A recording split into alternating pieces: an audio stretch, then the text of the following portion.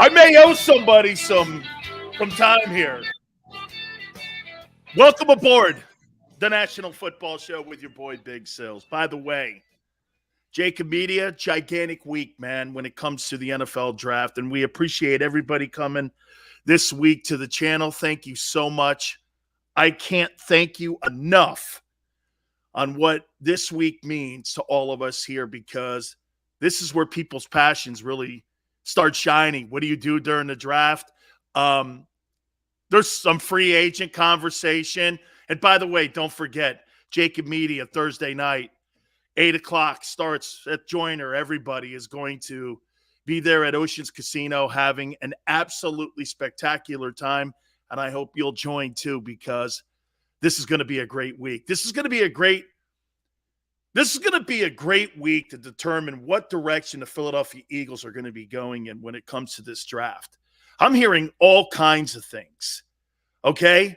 I'm hearing all kinds of things when we're talking about the Eagles and how they're looking at potentially some free agents that are out there, and also what do they do in the NFL draft. By the way, here's the word. Eagles want edge rusher and wide receiver. I would like to do this. I would like the Eagles to go in this direction when it comes to Thursday draft. I'm going to get to that here in a second. I do want to start by saying this. Last night I watched the Sixers play against the Raptors, and I want to say this, and I want to throw this out to Daryl Morey, the general manager of the Philadelphia 76ers. Do not re-sign James Harden. There is no way. There is no way. Have you ever seen a deal? Have you ever seen a deal where both teams lost? The Nets lose, the Sixers have lost. Have you ever seen a deal like that where both sides are not getting anything in return? It's incredible to watch. Hey, Embiid's injury is definitely changing the direction of the series. There's no question about it. Some loose basketballs that he would usually go after, he's not, because obviously he's protecting his injury. I'm just saying this, man. No question about it, though. If you're Daryl Morey, I know that's your boy, but you really have to decide whether or not that guy is the future and part of your future in Philly. Me, I say no. No way, man. Yeah, I see some of you saying too, hey, man, what's up? The Nets supposedly have the two greatest dynamic duos when it comes to scorers in NBA history. You were swept. Kevin Durant and Kyrie Irving now are on vacation. Think about that. Two greatest duo scorers are now on vacation. You know what, too, the NBA you're looking at now? This is the world of Giannis. You know who Giannis is starting to remind me of? Think about this. Tell me if I'm right when you say this. Tim Duncan, Giannis. Don't those two guys they're not flamboyant. They're the big fundamentals. That's what Shaq used to call Duncan. Don't those two guys, they don't look for the limelight. They're not on social media. They're not doing things in the public. They just go out and ball and play basketball and carry a franchise. And what I love about Giannis is, didn't matter where he was drafted, Los Angeles or Milwaukee, he was going to deliver an NBA championship. That guy is old school. That's why you root for Milwaukee. You root for Milwaukee because Milwaukee looks like an old school team. They're not out talking shit. There's no drama on their team at all. And they just go and play.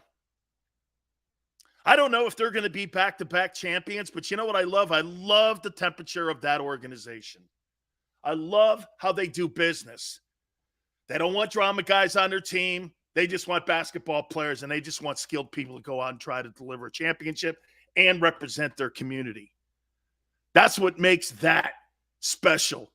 Look at what you had in Brooklyn. Holy cow. Just so much noise. And that's one of the things the NFL hates when it comes to their locker room. They hate the noise. Doesn't the Greek Freak remind you just of old school hoop, though, man? Actually, old school sports. Amazing. Just absolutely amazing to see that. And you're seeing a lot of old school teams with that fundamental mentality having great success. We'll see what happens with Phoenix. Booker being out, that's hurting them in the West. What a shocker what's going on with New Orleans. That team's being run by the Benson family and their football people. Who would have thought that the Pelicans would be a better basketball team without Anthony Davis? It's happening. Think of that. The Pelicans are better without AD. All right, let's get into this football week that is going to be, in my opinion, one of the best weeks of the year. I love the draft. I love the draft week. I do my due diligence at looking at all of the people that go into the draft. By the way, bottom of the hour, Merrill Reese, the legendary voice of the Philadelphia Eagles, will join us. Merrill's got 6 guys he loves in this draft. He's got 6 guys. So, hour number 2, the creator of the value chart, recently inducted Hall of Famer Jimmy Johnson from the NFL on Fox, will join us at 4:30 Eastern time.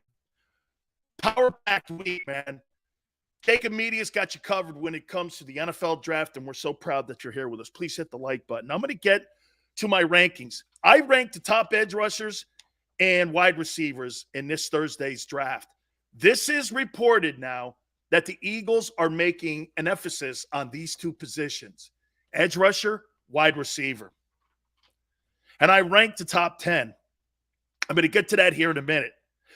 So John Lynch has come out this week, and his pre-draft conversation, on one hand, he says this about Deebo Samuel: I can't imagine us moving him. But then he talks about taking calls and potentially moving him, which means this: he wants 2 1s for him. That's the price tag for Deebo Samuel, is 2 1s. Would you be willing to do that for Deebo Samuel when you have holes all over your football team if you're the Eagles? And when I say holes all over your team, I'm talking about, remember something here, I'm talking about building a Super Bowl contender year in and year out. Folks, that's how you build a dynasty. The Eagles are not a dynasty. Dynasties are things you do over a long period of time. You don't have to win back-to-back championships. I'll tell you what, you know what? Let me ask you this. What Donovan McNabb's Philadelphia Eagles did by going to those 4 straight NFC championships and winning one of them, I know they didn't win a Super Bowl. That's a dynasty. That's a small version of a dynasty. What the Eagles did in 2017 was a brilliant moment in franchise history. That's not a dynasty. That was the greatest era of Eagle football in the team's history. Was during the McNabb era and Andy Reid era. Am I right? But still, they didn't win the chip. I get it. And that's why it's not as revered. You see, the 17 Eagle team is more revered than any team in Eagle history. But that era is better because they were constantly contending year in and year out. I'll tell you this too. When they lost that last game at Veterans Stadium, what was that, guys? Was it 0-1 when they lost that? If they had beat the Bucks at home, at the Vet, you don't think they go on and beat the Eagles, or the Eagles go on and beat the Raiders? The Super Bowl was that year played between the Bucks and the Eagles. Both those teams would have waxed the Raiders. 0-2? Thanks, Chris. I thought it was 0-1, my bad. 0-2 Super Bowl maybe, right? William, am I right? Eagles win that last game at the Vet. They win the Super Bowl that year. And that's clearly a dynasty. Okay? Craig says, Reid era was great. We always had a chance. And Craig, that's exactly what I'm trying to do here, is not have this. You win a Super Bowl, and then 4 years later, you're firing your Hall of Fame. I should take that back because I don't know if Doug's ever going to be a Hall of Fame coach. I'll say Super Bowl coach. He wins the Super Bowl. He's fired in 4 years, and you guys only win 4 games. Okay? Right? We don't want that to happen again. And personally, I don't think this is what Howie Roseman wants. That's why he's really guarding these draft choices. Eagles were relentless in the Reed era. Jesse, that's a dynasty to me when you're constantly in it. People always look at that Buffalo Bills run where they went to 4 straight AFC championships. And you know what? That to me is a dynasty. Did they win the Super Bowl? No, but you were always in the conversation. You were always there. The Eagles are not like that. This football team this year, how many people are going to be a little nervous when they get out of the gate? Thank God it's an easy schedule. Thank God they didn't win the division. Because when you don't win the division, you get a lesser schedule. Right? Ernest says, I wish we could have Andy back. Yeah, but I wonder if the front office would want Andy back. Because Andy would want control. He's got control in Kansas City, Ernest. He didn't have as much in Philly. He had to share it, right? He had to share it. In Kansas City, after he got rid of John Dorsey, guys, Andy's the head chief in charge there now. It's his call, and I'll make this point. I think that's one of the reasons you see them walking back in talent. Okay? If you think Juju Schuster is going to open up all those passing lanes for Patrick Mahomes and Travis Kelce, you're crazy. He's going to feel that this year. Travis Kelce is not going to be as open. Dude, when you got to worry about Tyreek Hill on the team, you're constantly worried about the plus 25 play that gets behind you. You're like, man, I can't let that guy get behind me. And Kelce's running like a maniac underneath. You know how many teams don't have that linebacker to cover Travis Kelce? 95% of the teams don't have that. That's why he's such a mismatch. That's why the tight end position has become such a vital part, because most of these linebackers don't have the athleticism to be able to cover some of these guys. The tight end position is incredible. Sills was high on Jermaine Johnson. I'm going to get to the edge rushers. I've ranked them, okay? I have ranked them. But real quick, before I get out, Xander brought this up yesterday to me, and I should have mentioned it yesterday. Xander goes, hey, how about Jalen working out with A.J. Brown? A.J. Brown of the Titans. I love it. I love it. But the only disappointing thing is, this is what I would say. So you work out with A.J. Brown and then you go back to your dudes. That's a drop in talent outside of Devontae. The rest of those dudes, man, you're throwing to a big league wideout. Quite frankly, too, I don't know how that's not tampering. You got an opposing quarterback with an opposing wideout working out together. I'm cool with it. I'm just saying, how do you know these guys? He wasn't sent there by Howie to do some recruiting. And you're going to, and everyone knows he's not showing up to OTAs or he's not showing up to mini camps. If you're the league, you're cool with that. If you're the Titans and Mike Vrabel, you're cool with that. Don't you think Jalen's doing this? Dog, you and me in Philly with Devontae will run the East. I mean, between us, wouldn't you say that to him? Wouldn't you go like this?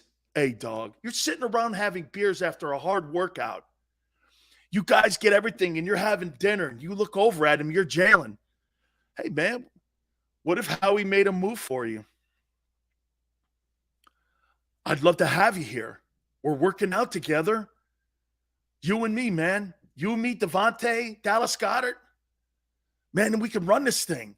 We'll beat the Cowboys if we add you to the team. I need you. We don't have really anybody in the room that's a professional wide receiver. Wouldn't you say that? Or would you just go about your business? Hey, man, Philly's great. Everyone's awesome. It's a great organization. They gave me my chance. I got another opportunity, 2022, and you wouldn't bring up the fact, right? I would look at him and go, come join me, man. Or is the organization steadfast into going into the draft? It's funny when I hear John Lynch talking about Deebo Samuel. In one hand, he's saying this. Hey, one hand, he's saying this. I can't see him not being on the team. Then he's going, well, we're going to do what's in the best interest of the 49ers. You kind of didn't put it to rest. I still think there's some noise out there for the Eagles to take a look at one of those two guys. You have to have a dual track plan. This way, this. What's in the best interest of the team? Are you really sold on Jalen? How about Jalen the recruiter? Come play with me. Hey, by the way, Jalen gets a check in the plus column here for this. Hey, AJ, let's work out together.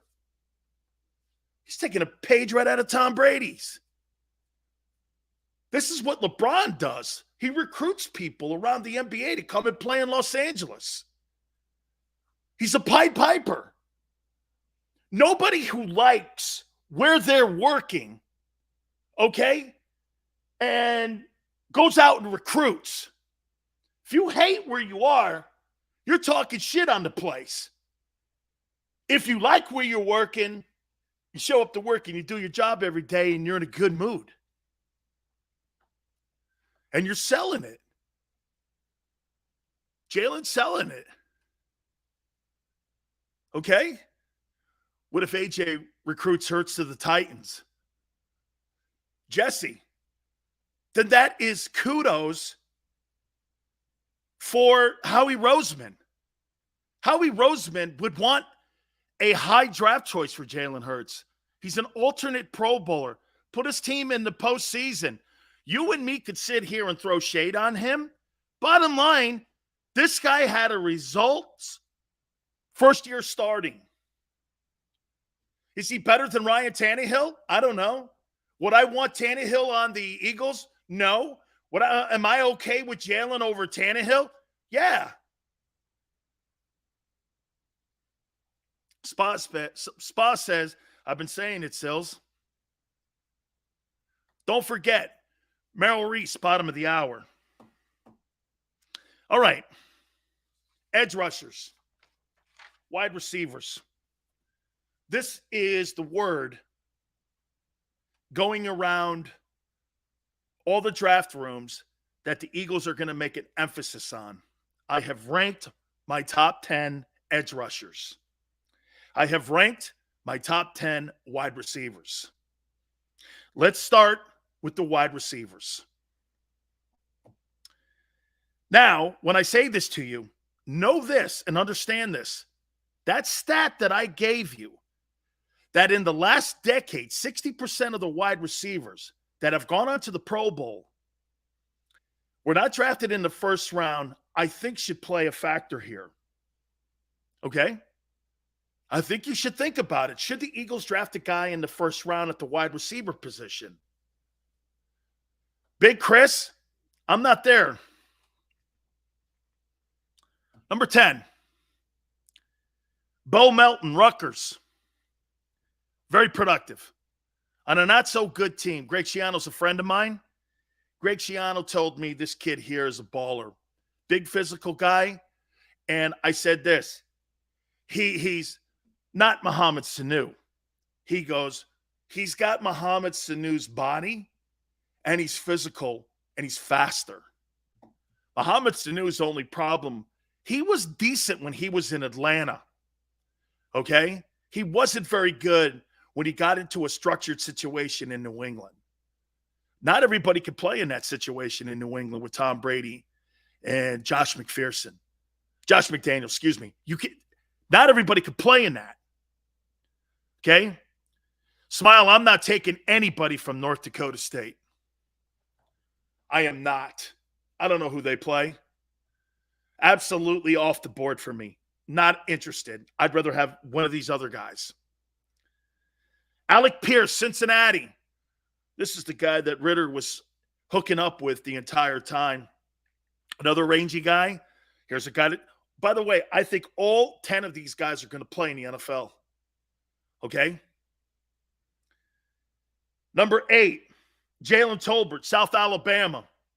South Alabama puts a lot of folks in the National Football League. I thought about some of the people that they play. I thought about his competition. Okay? I know who South Alabama is. There's guys that have been in the National Football League that have come out of that program and excelled. I don't have to worry about so much the competition. This kid here, in my opinion, from what I was told, the only reason he went to South Alabama, you ready? Grades. Wasn't a very diligent student when he was in high school. So he went to South Alabama. Number 7, Treylon Burks, Arkansas. You know, the more I watch him, the least I'm impressed with him. I don't see explosion. I see physicalness. Will he be able to get separation on some of the talent cornerbacks? And will he be able to fight off linebackers going across the middle? I think he'll be able to do that. But I'm not seeing explosion. Okay? He's a gifted athlete. Okay? And the more I watch him, I have separation issues with him. He reminds me of the kid Harry out of Arizona State that's up in New England. This kid may struggle getting off the line of scrimmage here. Number 6, Skye Moore, Western Michigan. You watch this kid and you put his game tape on, you're impressed. Speedster, cross the middle, runs great routes, fearless. You know who he reminds me of? How'd you like to have Steve Smith on your team? This kid's a good ball player. He's going to go in the first round, in my opinion. Skye Moore, Western Michigan. Keep an eye on him. Put some film on him. Okay? Watch him. Hey, one above all, he reminds you a tad of Tyreek Hill a little bit. Okay? Number 5, Drake London. I'm just not impressed with him as a guy that I would draft, but he will get drafted in the first round. I think he got a lot of yardage and really in a lot of crappy situations. And what I mean by that is I think they're garbage time. I think he's big. I think he's talented. I think he'll play. But am I really going to put the 15th pick on him? Absolutely not. George Pickens. Now we're starting to get into the players that make impacts here. George Pickens, number 4, Georgia. I'm with Xander. This kid can freaking ball. Okay? He can ball. And the quarterback that he had on his team will never play in the NFL. The quarterback that the Georgia Bulldogs have will never be an NFL quarterback. And he's still making gigantic plays on that team offensively. I mean, that guy, the quarterback of Georgia, is like a walk-on fifth-year guy or something. He'll never play in the NFL. Never play. Never happen. Okay? I'll leave the top 3 here because you know why? My friend Merrill Reese. I went over to Merrill Reese's website, his Twitter page, and I saw he had a couple guys on there that's going to go into the NFL draft that he likes. And Merrill joins us now here on the National Football Show. So, Merrill, you get into the draft too a little bit after. A lot. Oh my God, right? Oh, yeah. I love the draft. Merrill, who's the guy that really impresses you then? There are a lot of guys who really impress me, but there are still a lot of guys that impress me from 15 on. So as things stand now, the Eagles are going to be picking 15 and 18. So that's where I pretty much concentrated on. I mean, for example, there's no way the Eagles are going to be able to draft Aiden Hutchinson or Kayvon Thibodeaux. That's very, very unlikely. I don't think it's very likely at all that they're going to get somebody like Kyle Hamilton or even for that matter, Jameson Williams. But so what I pointed out were several players that I thought that if the Eagles could pick one from column A, which is defense, and one from column B, which is wide receiver. I think those are two of the biggest needs who I would be happy with. So the names I threw out there, for example, I believe were number one, if he's there at 15. I love Jordan Davis, the defensive tackle from Georgia. Absolutely think he's terrific. A couple of other defensive players that I like. I like Johnson, the pass rusher from Florida State. Jermaine Johnson, I think he's very, very good. And there are others out there, linebackers, for example. But I think if these guys were available as a 15th pick, I'd be very, very happy with them. Then, for example, another one is Devin Lloyd from Utah. I think he would be sensational. And I think of the wide receivers that I named, I really like, and I've heard people differ with me on this, particularly today on some of the talk shows, but I really like Treylon Burks from Arkansas. They say, well, he's really just a slot receiver, and I'd rather see an outside receiver. I think wherever you put him out, I think he's going to be a big play guy. He's been a big play guy at Arkansas. He wins the contested balls. He runs away from people. He knocks people over. He has a little bit of what Deebo Samuels has. I like him a lot. Devin, London is another one. Drake London from USC is another type of wide receiver. I'm picking big guys. However, now I don't think Garrett Wilson is going to be there, or Garrett Williams, but I think maybe Chris Olave would be there from Ohio State. And I think he's very, very good. How about this, Merrill? I think you and I are on the same page, but I'm going to tell you how they're going to get to the same players. And I did it yesterday. I picked the same players that you liked at 15 and 18, but I'm going to tell you how I see Howie working this draft. I agree. If Jordan Davis is at 15, I said yesterday, he's my pick. I think the Eagles are getting Jordan Davis. You can't have a guy at 351 pounds running a 4.71 and the production that he had, and you watch him play with those other two horses that were in that front four and go like this. You know, you may not see a lot of tackles and sacks because he's got two other guys that are going to go in the top 6 picks. Yeah. I mean, it was the linebacker, Nakobe Dean, and you got a safety back there. That whole defense, it was one of those generational defenses that you see a few times that like maybe 7 guys are going to go in the top 3 rounds, and he's one of the star players. However, at 18, Merrill, here's what I think Howie does. And this is what I've been kind of talking with Peter King on, and Peter King has covered the NFL. There's some conversation going on that the Eagles will get into a conversation with the Packers, trade down to 22 and get Devin Lloyd. And I said Devin Lloyd, by the way, they're at 22. Howie picks up another second or third rounder from the Packers, and he still ends up getting his guy. And I potentially could see even Howie maybe even trading the 18th pick to get down even further to get even more picks, because he's trying to get a treasure chest right now. And as much as people don't think this draft has players in it, I think they do, Merrill. I just don't think they have the quarterbacks. Right. I agree with you. There is, and the Eagles are not in the market for a quarterback, no matter what anybody thinks. They are not in the market for a quarterback with this draft. They are committed to Jalen Hurts for this year to see what they have, and I am very optimistic that he's going to show them something. I think he's a special guy. And I think he has a lot of talent, a lot of arm talent, more than people think. I just think he has to have the experience. I think he has to be out there and learn how to read quickly and be able to see the entire field, the decision-making process. I mean, Dan, he's only started 20 games in his NFL career. Now, I'm not saying that I'm not putting him in the Hall of Fame. I'm not saying that he's Aaron Rodgers.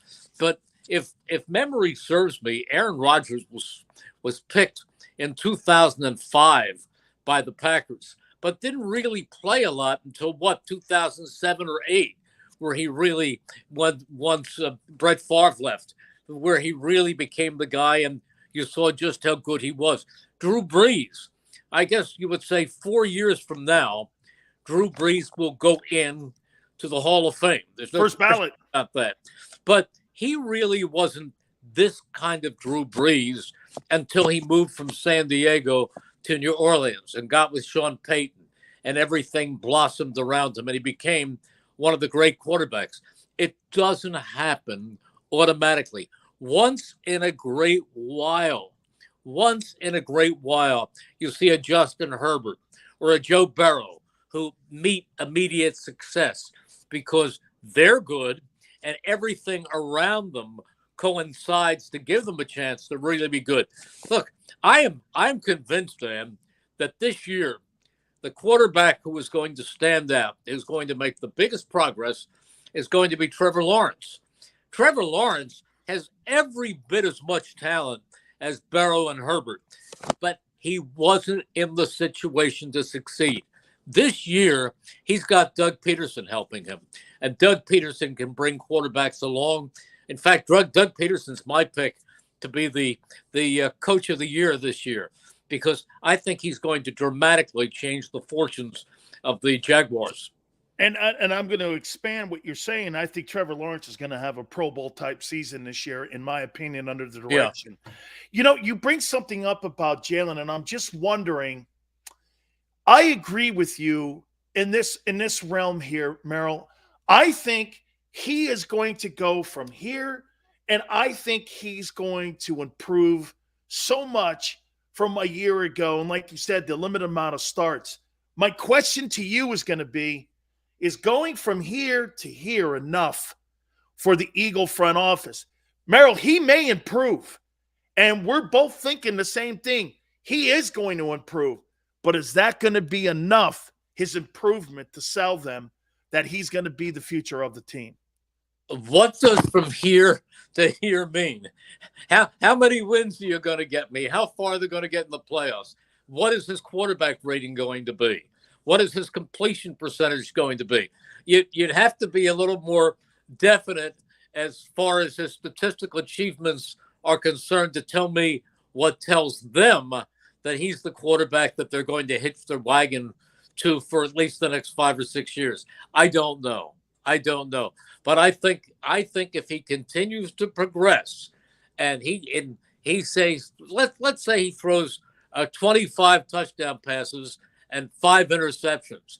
Let's say he completes 72% or 75% of his passes. I'm signing him to a 5-year extension if I see 4,200 yards and 25 touchdowns and 4 picks. Yeah.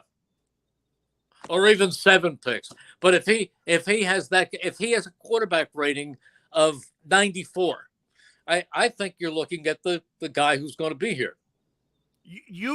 Merrill, you have been a Pied Piper in this. You think he's the future, don't you?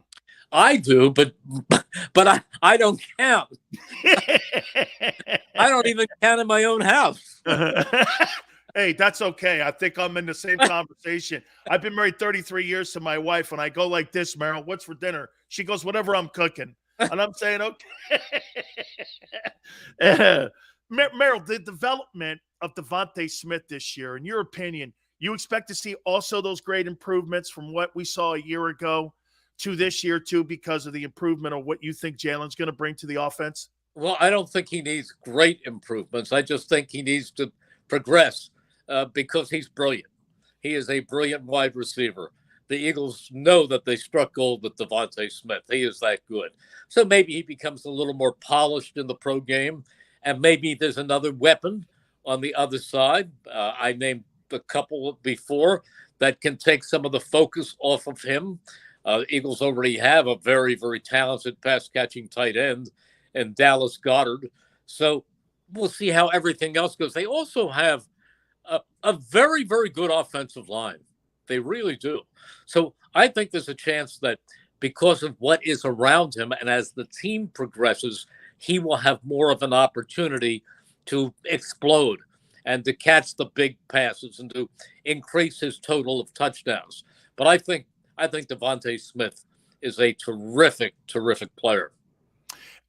Merrill, I'm going to throw a stat at you here that, and again, it's a trend in the NFL.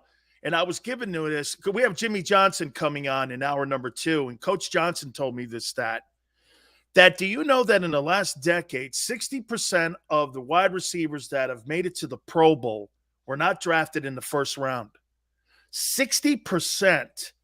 And you're hearing that an emphasis will be put on edge rusher and wide receiver for the Eagles here. Do you go wide receiver again, knowing that the trend has been a lot of these great players? And because the position is so deep, I think you're going to be able to get a good player first, second, or third round. What do you think is the big emphasis of need going into this draft on Thursday night? See, as I said before, I think it's defense, number one. This team does not have a defensive difference maker right now. I mean, Fletcher Cox was a couple of years ago, and while he's still a good player, he's not the dominant player he was 3 years ago when he was a perennial All-Pro. So he's not that. They need a difference maker, primarily at the line of scrimmage. That's why I like Jordan Davis so much. Yeah, sure, I'd like one of the great edge rushers if he were there, but I don't think at 15, I think those guys are going to be swallowed up pretty quickly. That's going to be the key emphasis in this draft. So I don't mind taking one of these wide receivers at 18 and coming back and getting a safety or a linebacker in the second round. For some reason, do you know, Dan, who the last linebacker was that the Eagles took in the first round? Is it Cole? No, Trent Cole was a 5th round pick. Oh, I can't think. You probably can't, and it's not your fault because it happened in 1492 or something. It happened in 1980, and his name was Jerry Robinson.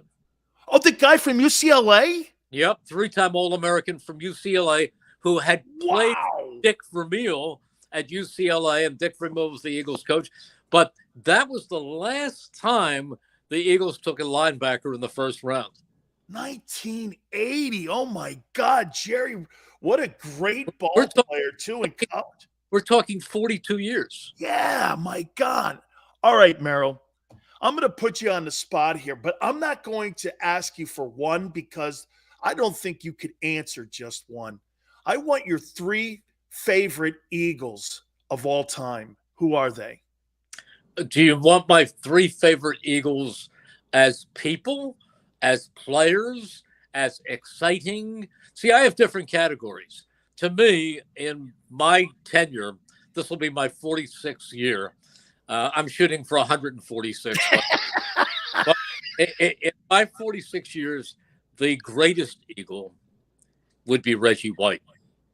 He would be the best. He would be the best. There are certainly some great Eagles along the way. Brian Dawkins. Dawk was right there as one of my favorites, one of the great ones.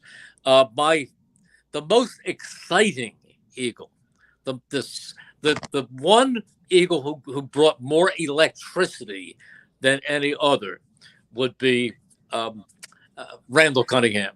I mean, he was football's ultimate weapon. You never knew what was going to happen when the ball got snapped back to Randall. I mean, he even had a 93-yard punt or a 91-yard punt in one game. So he was the most exciting. He wasn't the greatest quarterback. The quarterback who achieved the most was Donovan McNabb. Eagles have had 3 or 4 great running backs in my tenure. They had Wilbur Montgomery, great. They had Ricky Waters was pretty good. Yeah, wouldn't be my favorite. They had Brian Westbrook. Oh, one of my all-time favorites. I used to call him the Wizard of Westbrook. Brian Mitchell was good. Brian Mitchell was very good. There were a lot of things he could do. He's a great return man. But the best running back that they had, again, I defer to the record book. And this is, I'm saying in my tenure, back to 1949, it's Steve Van Buren. But the best of my tenure was Shady McCoy. Yeah. Shady McCoy set all the records. 2 of my favorite Eagles, Stan Waters, Mike Quick, because they worked with me in the broadcast booth. Mike, this is Mike's 25th year. So he's got to be my favorite Eagle. He's going to do a show with me tonight. All right. I'm going to leave you with this. Tell me what your thoughts are on my best friend, Jerome Brown. Great. He was great. I was doing a show from a place called the Broadway Restaurant Bar, and they had a great big deli section. And every week I would ask Jerome Brown. I knew he didn't like to do shows that much. And he finally said, when are you going to have me on my show? When are you going to have me on your show? So I said, all right, how about next Monday? He said, great, I'll do your show next Monday. So I saw him that afternoon at the stadium, and I said, well, I'll see you tonight. He said, what's tonight? I said, my show. He said, oh, Merrill, this is my bowling night. I said, you told me you were going to come down and do my show. And we have plenty of good food there. So he said, all right, I won't bowl tonight. I'll come down and I'll do your show. So he did my show, and the player could order some dinner to take home. So he goes up. He said, I'm going home to watch some Monday Night Football. And he orders 4 corned beef specials. I having a party, and he said, no, these are for me. That was Jerome. I loved him. Oh my God. And I say this all the time, Merrill. I don't think Reggie would have left Philly if Jerome had stayed alive. I think those two guys were partners in crime on that team. I know they had issues with Rich Kotite, but when Jerome died and it was announced there at the vet, boy, I just don't know. I just don't think Reggie would have left. Well, I don't know if it was as much Rich Kotite, but I think it had more to do with the owner of the team and Norman Brayman. Yeah, more of that in the contracts that did not work in their direction. I mean, it still is a business, and I flew with Jeffrey Lurie and Mike Quick and Tammy Reed, Andy's wife, to Reggie's funeral in Charlotte, North Carolina. And there was a documentary that they played. And Reggie, when he first went to Green Bay, he said that this is where the Lord intended for me to be, and this is where it's all in the plan. And in that documentary, which I believe he was interviewed by Andrea Kramer, yeah, he really admitted that it really, when you really came down to it, he said, I'm sorry I wasn't honest, but it was all about the business of football too. And you can't blame him for that because it is a business. And I think if you want to throw any emotion into it, I don't think he felt appreciated by the ownership. Merrill, do you agree? Last question. I'm sorry, I just could keep you here all day. Merrill, do you agree if they beat the Buccaneers in that NFC Championship, Donovan McNabb, I think it's either 0-1 or 0-2, the last game at the vet. If they win that, they go on and beat the Raiders in that Super Bowl. The two best teams in the NFL were the Eagles and Bucks, in my opinion, that year. You're talking about a dynasty with McNabb if they win a Super Bowl and they end up getting to 2 Super Bowls, win one of them, and they go to 4 straight NFC championships. That would have been the greatest era of Eagle football. Do you agree if they had at least capped one of them off? Oh, when you go to 5 NFC championships and a Super Bowl, that's the great era. Oh, there's no doubt about that. But there were other great years. I still think if they win the Fog Bowl in Chicago with Buddy Ryan, that might have been the greatest team of all. I mean, that team was beaten by the weather. Whoever was ahead when the fog enveloped Soldier Field was going to win that game. And probably the best defense ever. They were the Triple Crown winners that year, and Jerome told me that he couldn't 91. He couldn't see in front of he couldn't see his hand. No, they couldn't. But the best defense was 91. And the defensive coordinator of that team was one of the most brilliant coaches I've ever met. And even though he wasn't a successful head coach, he belongs in the Hall of Fame. And that was Bud Carson. And that team was number one against the run, number one against the pass, and number one overall. That was a spectacular defense. That was the best defensive team of all. Absolutely. Carson even was a guy with the Steelers back in the day with the steel curtain. So, I mean, he was just such a great coach. Merrill? Well, another great coach and my favorite, and nobody like him. If you look in the dictionary and look under the word charisma, there is a picture of Dick Vermeil, who is going into the Hall of Fame this year.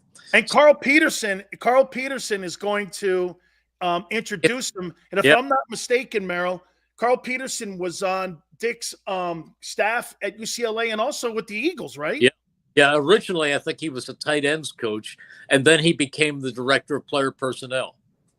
Absolutely. Yeah. Should be a lot of fun Thursday. It will. It's always great catching up with you, Merrill. Thank you so much for your time, my friend. Take care, Dan. Have a great day. You got it. Don't forget, too, JAKIB Media, Thursday night, 8 Eastern. We're going to have you covered wall-to-wall. D-Gun, Seth Joyner, everybody is going to be covering the NFL draft right here on JAKIB Media, so everyone knows. Don't forget also, proud sponsors of the National Football Show, Morgan & Morgan. The fee is free. What does this mean? Well, they don't get paid until you get your fair compensation. That's exactly what Morgan & Morgan is. You know, I tell people this all the time. If you're injured or hurt on the job, Morgan & Morgan is going to be the right attorney for you to choose, because choosing an attorney, John told me this years ago, is one of the most difficult things you could possibly do, and one of the most important things that you could possibly do. And for the people, I know you hear that slogan. It's not a slogan. This is who they are. This is what they do. For the past 30 years, Morgan & Morgan has collected in compensation for their clients wait for it, billion dollars. $13 billion in compensation for their clients. That's right. With over 800 attorneys and offices in Philadelphia, New York, Florida, across the country, this is where size matters, my friends. The biggest law firm in the country is Morgan & Morgan. They will not be intimidated when they go to battle for you when it comes to compensation that you and your family so deserve. Morgan & Morgan is there to fight, and this is what they are. This is who they are. The call is free. The consultation is free. Call them at 800-512-1600. That's 800-512-1600. 24 hours a day, 7 days a week. They're there for you to make sure you and your family get the fair compensation. And do me a favor, when you call Morgan & Morgan, tell them Big Sil sent you. When choosing a lawyer for your injury case, you may ask, does the size of the law firm matter? Well, of course it does. The insurance company, they're huge with unlimited resources. And whether your case is big or small, they're built to bully you out of the money you're owed. But here's the good news. We're big too, the biggest actually. And we're built to fight to make them pay for all that was taken from you. Size is our strength. There's only one Morgan & Morgan, forthepeople.com. It's the biggest, most important draft in the history of this Philadelphia football franchise. The JAKIB Media Sports 2022 NFL Draft Special. Live on 6abc.com from the Ocean Casino and Resort in Atlantic City. Presented by First Trust Bank, the official bank of the Philadelphia Eagles. IBEW Local 98, Stateside Vodka, United Healthcare, Mesa Law, 6ABC, and Budweiser, the official beer of the Philly sports fan. Go for the midnight dares. Go for the memories. Go for the view that goes on forever. Go for the bubbles in your bathtub and in your drink. Go to bed whenever you want. Or don't. Go for him. Go for her. Go for the win. Go to Ocean Casino Resort. Book your trip at theoceanac.com.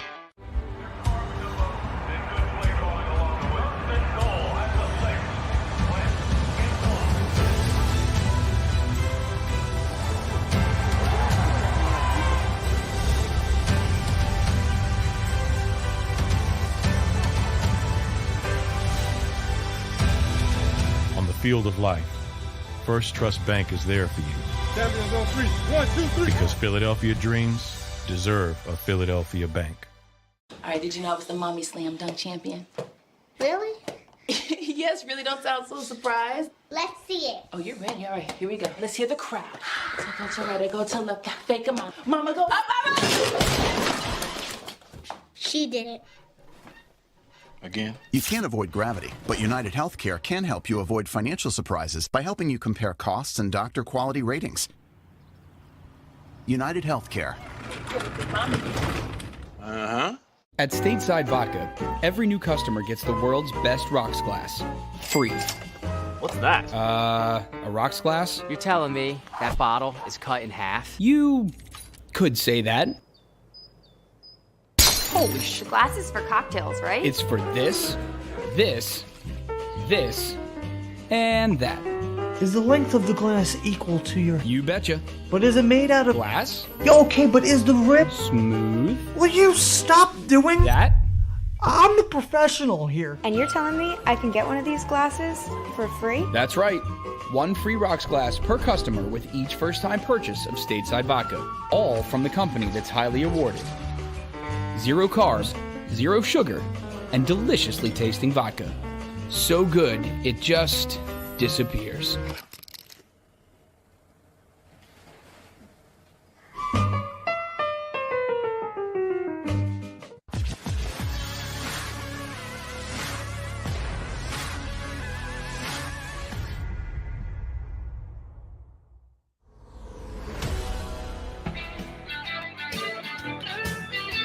Welcome back. National Football Show. Do me a favor, please hit the like button. Man, this hour is flying. This week is going to fly. As I tell you, don't forget our draft special here on JAKIB Media starting at 8 Eastern on Thursday night. First round of the National Football League should be very interesting. I think you're going to see a lot of movement in the NFL draft. I think you're going to see a lot of people, moving back. I don't think moving up, unless you're really in love with somebody. Look, I got all the way to number 4 with my wide receiver list. I'm ranking my top edge rushers and top wide receivers. I do want to throw this out at you. Oh, and Jimmy Johnson will join us 4:30 Eastern time in hour number 2. So Matt Corral got a 15 on his Wonderlic test. And what was the other one? Pickett got a 17 and Willis got a 32. Now this is out of 50. You know what? Just so you know, I'm not the smartest guy on the planet. I got a 30. Okay. I got a 30. So I'm like, they're like, okay, good. Okay. Jimmy Johnson. And I'm going to bring this up with Coach Johnson. He says this, kick me in the head the next time I draft a dumb player. And you ask yourself, does the Wonderlic test matter? I think for a quarterback, it does. When your playbook is as big as a Tokyo phone book, and you've got to know every single play, and you've got to know every single position of every player that's not only on your offense, but the defense too, and what their techniques are, I think that matters. Vince Young had a 19. He had a 19. I think the Wonderlic test matters probably more so for the quarterback position than any other position. And Xander just said this. Justin Herbert had a 39. Yeah, dude, you've got to be able to take the intel. Jalen had a 21. Not too bad. Little below average. That's okay. Some people test bad. That's not 15. I got a problem with that. And you know what that tells me? That those guys were told where to throw the ball. When you're a quarterback like Brady or Manning and you're coming to the line of scrimmage and you don't have to have anybody improvise for you, and you can improvise, and you don't have anybody telling you what to do, man, those are proactive people that you want in your huddle and in your life. Wouldn't you rather pull a guy off the ledge than push him to it? That's the story of my life. People have people have been pulling me off the ledge, including my boy, my whole entire life. But I think that last bit, that last 5 inches or whatever on the edge, in my opinion, I think that's the difference between greatness and being average. I think that one little difference right there. I'd rather pull a guy off the ledge, man, and push him to it. I want a guy that's going to go out there and play his ass off every day, love the game, work at it, and go out and just do whatever it takes to win. You know, it's funny when I hear Kyrie Irving or Kevin Durant talking nowadays about, you know, how they want to improve their craft and really winning is not an emphasis. Damn.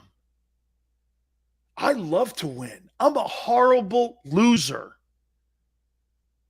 I hate losing. Man, that bugs me. Losing sucks. Nobody, hey, well, you know, I'm just working on my craft. And you got swept, so it's like not a big deal to you. Man, that's a problem. It is, man. I don't know. It's a problem to me here. I'm going to recap my wideouts, and I'm going to get into the edge rushers here. Got time for the top of the hour here. At 10, I got Bo Melton, Rutgers. Alec Pierce, Cincinnati, 9. Jalen Tolbert, South Alabama, 8. Treylon Burks, Arkansas, number 7. Skye Moore, Western Michigan, at 6. Drake London, number 5, USC. George Pickens, 4, Georgia. And here's my top 3. The only reason I'm putting Jameson Williams at 3 is because of his ACL injury. Just the only reason. He probably won't be ready to go until October. Okay? Do you feel comfortable drafting an injured player? Organizations, when you draft in the first round, want impact guys today, especially when you have a quarterback you're trying to develop. Okay? Now,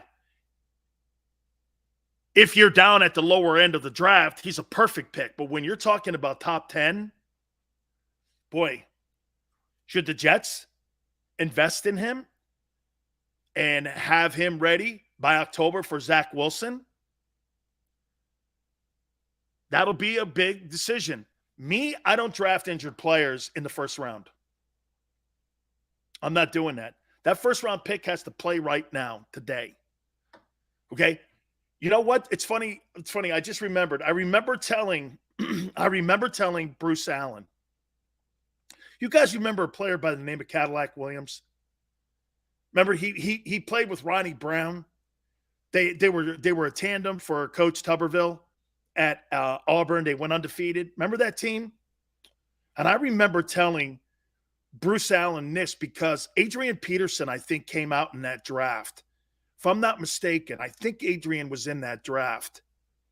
And I remember he goes, yeah, he's hurt though. I go, yeah, but it's a shoulder. It's not a knee. Remember he separated his shoulder at Oklahoma? And I'm like, I'm all right with that.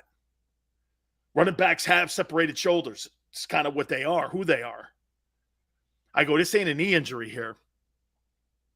And I was like this, you're going to rue the day you didn't draft that dude.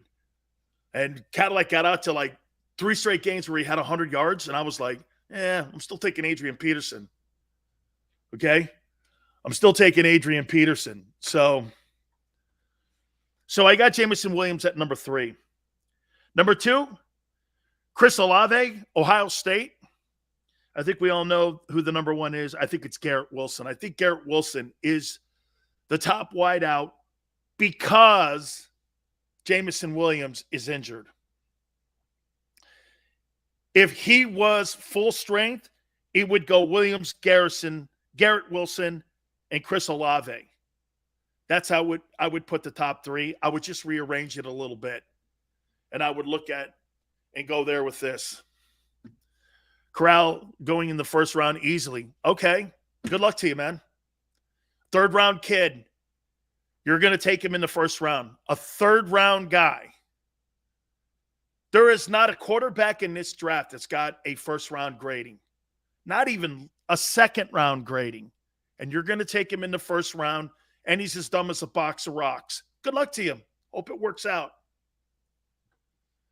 I have not been impressed with him. The only thing that I am impressed with Matt Corral is that he played in the SEC and he was as successful as he was. And he was coached by Lane. Okay? Honest. Other than that, the guy doesn't make me go, wow. I'll tell you what, this kid, Malik Willis, starting to like it more. I'm starting to like it more. Something about the kid. I'm starting to like it more. You know, if you could put Trey Lance in the 3-hole, could you put him there? I don't know. I'm starting to like him. You know, I'm liking him. Wonderlic test is BS. Maybe. It may be. Hey, Xander with another great point. Lane Kiffin also made that dude, Jalen Hurts, look awful good at Bama too, didn't he? God, they had great coaches. Alabama. I would go to Bama just because the coaching staff. Okay?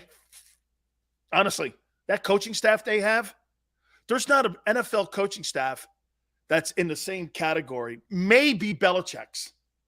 Maybe. I would say Nick Saban has the best coaching staff of any football program, pro or college in the country. Would you agree? I don't think there's a staff in America. Hell, the Eagles got the best offensive line coach off that staff. And they're still putting dudes in the pros. All right. My top 10 edge rushers are next, plus Jimmy Johnson, hour number 2, 4:30 Eastern time. Please hit the like button. Keep it right here on the National Football Show. It's the biggest, most important draft in the history of this Philadelphia football franchise. The JAKIB Media Sports 2022 NFL Draft Special.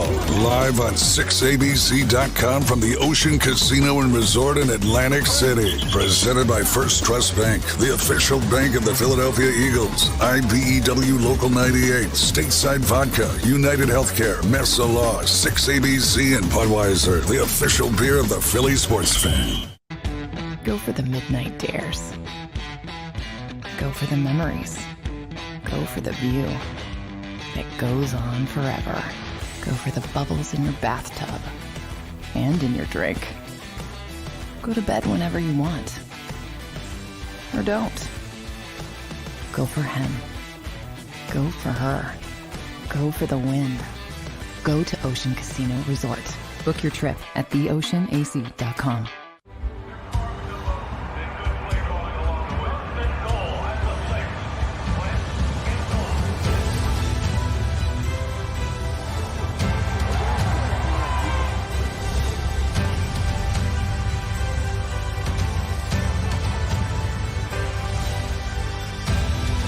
On the field of life, First Trust Bank is there for you.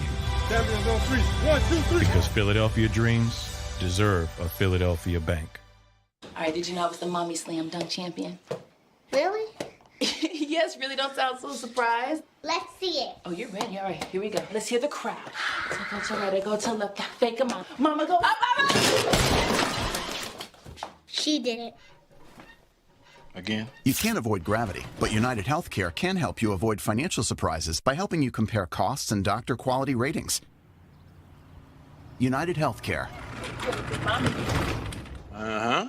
At Stateside Vodka, every new customer gets the world's best rocks glass. Free.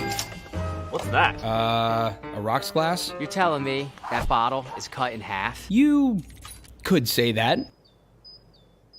Holy shit. Glass is for cocktails, right? It's for this, this, this, and that. Is the length of the glass equal to your... You betcha. But is it made out of... Glass? Okay, but is the rip... Smooth? Will you stop doing... That? I'm the professional here. And you're telling me I can get one of these glasses for free? That's right. 1 free rocks glass per customer with each first-time purchase of Stateside Vodka. All from the company that's highly awarded. 0 carbs, 0 sugar, and deliciously tasting vodka. So good, it just disappears.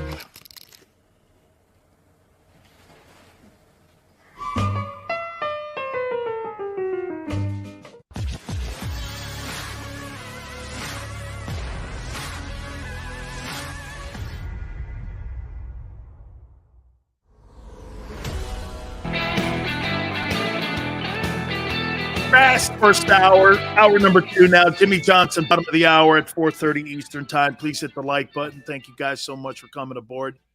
The man who built the Dallas Cowboy dynasty, also on the NFL on Fox, will be with us in this hour, and we appreciate everybody coming aboard. I love how everybody is so engaged in the draft. Isn't it really awesome how the draft has grown into what it is now?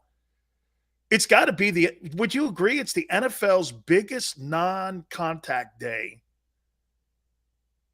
in the league, in the year's calendar for the league? Think about it, right? No contact, no hitting, no games played. And you're probably going to have 30 million people watch all like Thursday, Friday, and Saturday of the draft. By the way, don't forget, JAKIB Media, 8 o'clock Eastern time, Thursday. We're going to have you right there. Look at that baby, man. Seth Joyner, D. Gunn, Mike Quick, all of the cast of characters covering your NFL draft, all the way down to the Eagles' 15th pick, 18th pick, and numerous picks in rounds 2 through 7. So we'll have you covered wall to wall there. We really appreciate everybody coming aboard as you are right now. Hey, real quick, before we get back into the draft and my top 10 edge rushers, you think Doc Rivers is in trouble? You think Doc's in trouble? Are you concerned that you could blow a 3-0 lead? The Embiid injuries change things. James Harden looks terrible. And by the way, if you remember what I said when that deal was made, I think it was a horrible deal. I go, we'll see. I didn't think it would look like this, though. He looks old. He looks like he doesn't have a step anymore. You know, Harden would have that step, that shot, and then shoot it. And the guy was one of the greatest prolific scorers in the history of the NBA. MVP, all that. Does it look like he's that guy? It just looks like, you know what, too? It's almost like there's been a spell put over KD, Kyrie, and Ben Simmons, and also James Harden. Those 4 dudes, man, it's been a horrible year for those 4 guys. KD, you don't get redemption, 39 points, and get swept. Well, he had a great game. Your team got swept, dude. You weren't able to take down the Celtics in any of those games? That's on you, man. Is that on your resume? Kind of. I'll say this to you. Kevin Durant, that dude lost his cape a little bit. That guy lost his cape. He ain't the same dude. It's 14 years now for Kevin Durant. If I'm not mistaken, I think it's 14 years. Just didn't look the same. I mean, that Celtics team beat him up. Get Doc out of here, MC says. You think Doc's in trouble, man. And by the way, Tatum outplayed KD. Tatum outplayed him. Completely outplayed him. Hey, and I'll say this to you too. Remember what Kyrie said about Tatum and Brown when he was up there in Boston? Young guys don't know how to win championships. You don't think those 2 dudes, when they were up there and Kyrie was up there, remember this guy and his antics in that Celtic locker room and wanted a piece of his ass? They played like it. They played like they had a grudge to settle. Didn't they? I thought the Celtics played those guys especially like they had a score to settle. Remember, because I was on the air in Boston at the time. And I was working at EEI. And I was like, hey, man, one day this guy comes in, then the next day, Brad Stevens has to settle the locker room down because Kyrie goes, oh, yeah, the young guns don't know how to win. Well, I'll tell you what, dog. Ever since that Cleveland series, when you hit the shot What have you done? Kevin Durant thought the grass was going to be greener on the other side when he left Golden State. When you're the star of a team, it's your fault when you lose. When you're the star of the team and you win, you get all the accolades. Football, baseball, basketball, I don't care if it's fair. It's what it is. Joel Embiid loses this 3 games, the Love's lead in this series against the Raptors. That's on his ass. Oh, he was hurt. It don't matter. No one remembers that. Donovan McNabb losing those NFC championship games. People go 5, didn't deliver. Am I wrong? You lose, people remember, especially when you're the star, man. Big Pickett says KD is Scottie Pippen with a shot. Isn't it funny? I would take Scottie Pippen over Kevin Durant because Scottie Pippen's one of the greatest defenders of all time. Scottie Pippen works in a system too. And remember this, Jordan never won an NBA championship without that dude on the floor with him. Scottie Pippen is an underrated ball player. Kevin Durant's a better scorer. That's a given. That's a given. Durant's one of the greatest scorers of all time, but he ain't a better basketball player than Scottie Pippen. Absolutely not. There's more facets, passing the ball and playing defense, playing 48 minutes. Pippen was a little weirdo too. Not so much as KD, but more kind of like Kyrie in a way.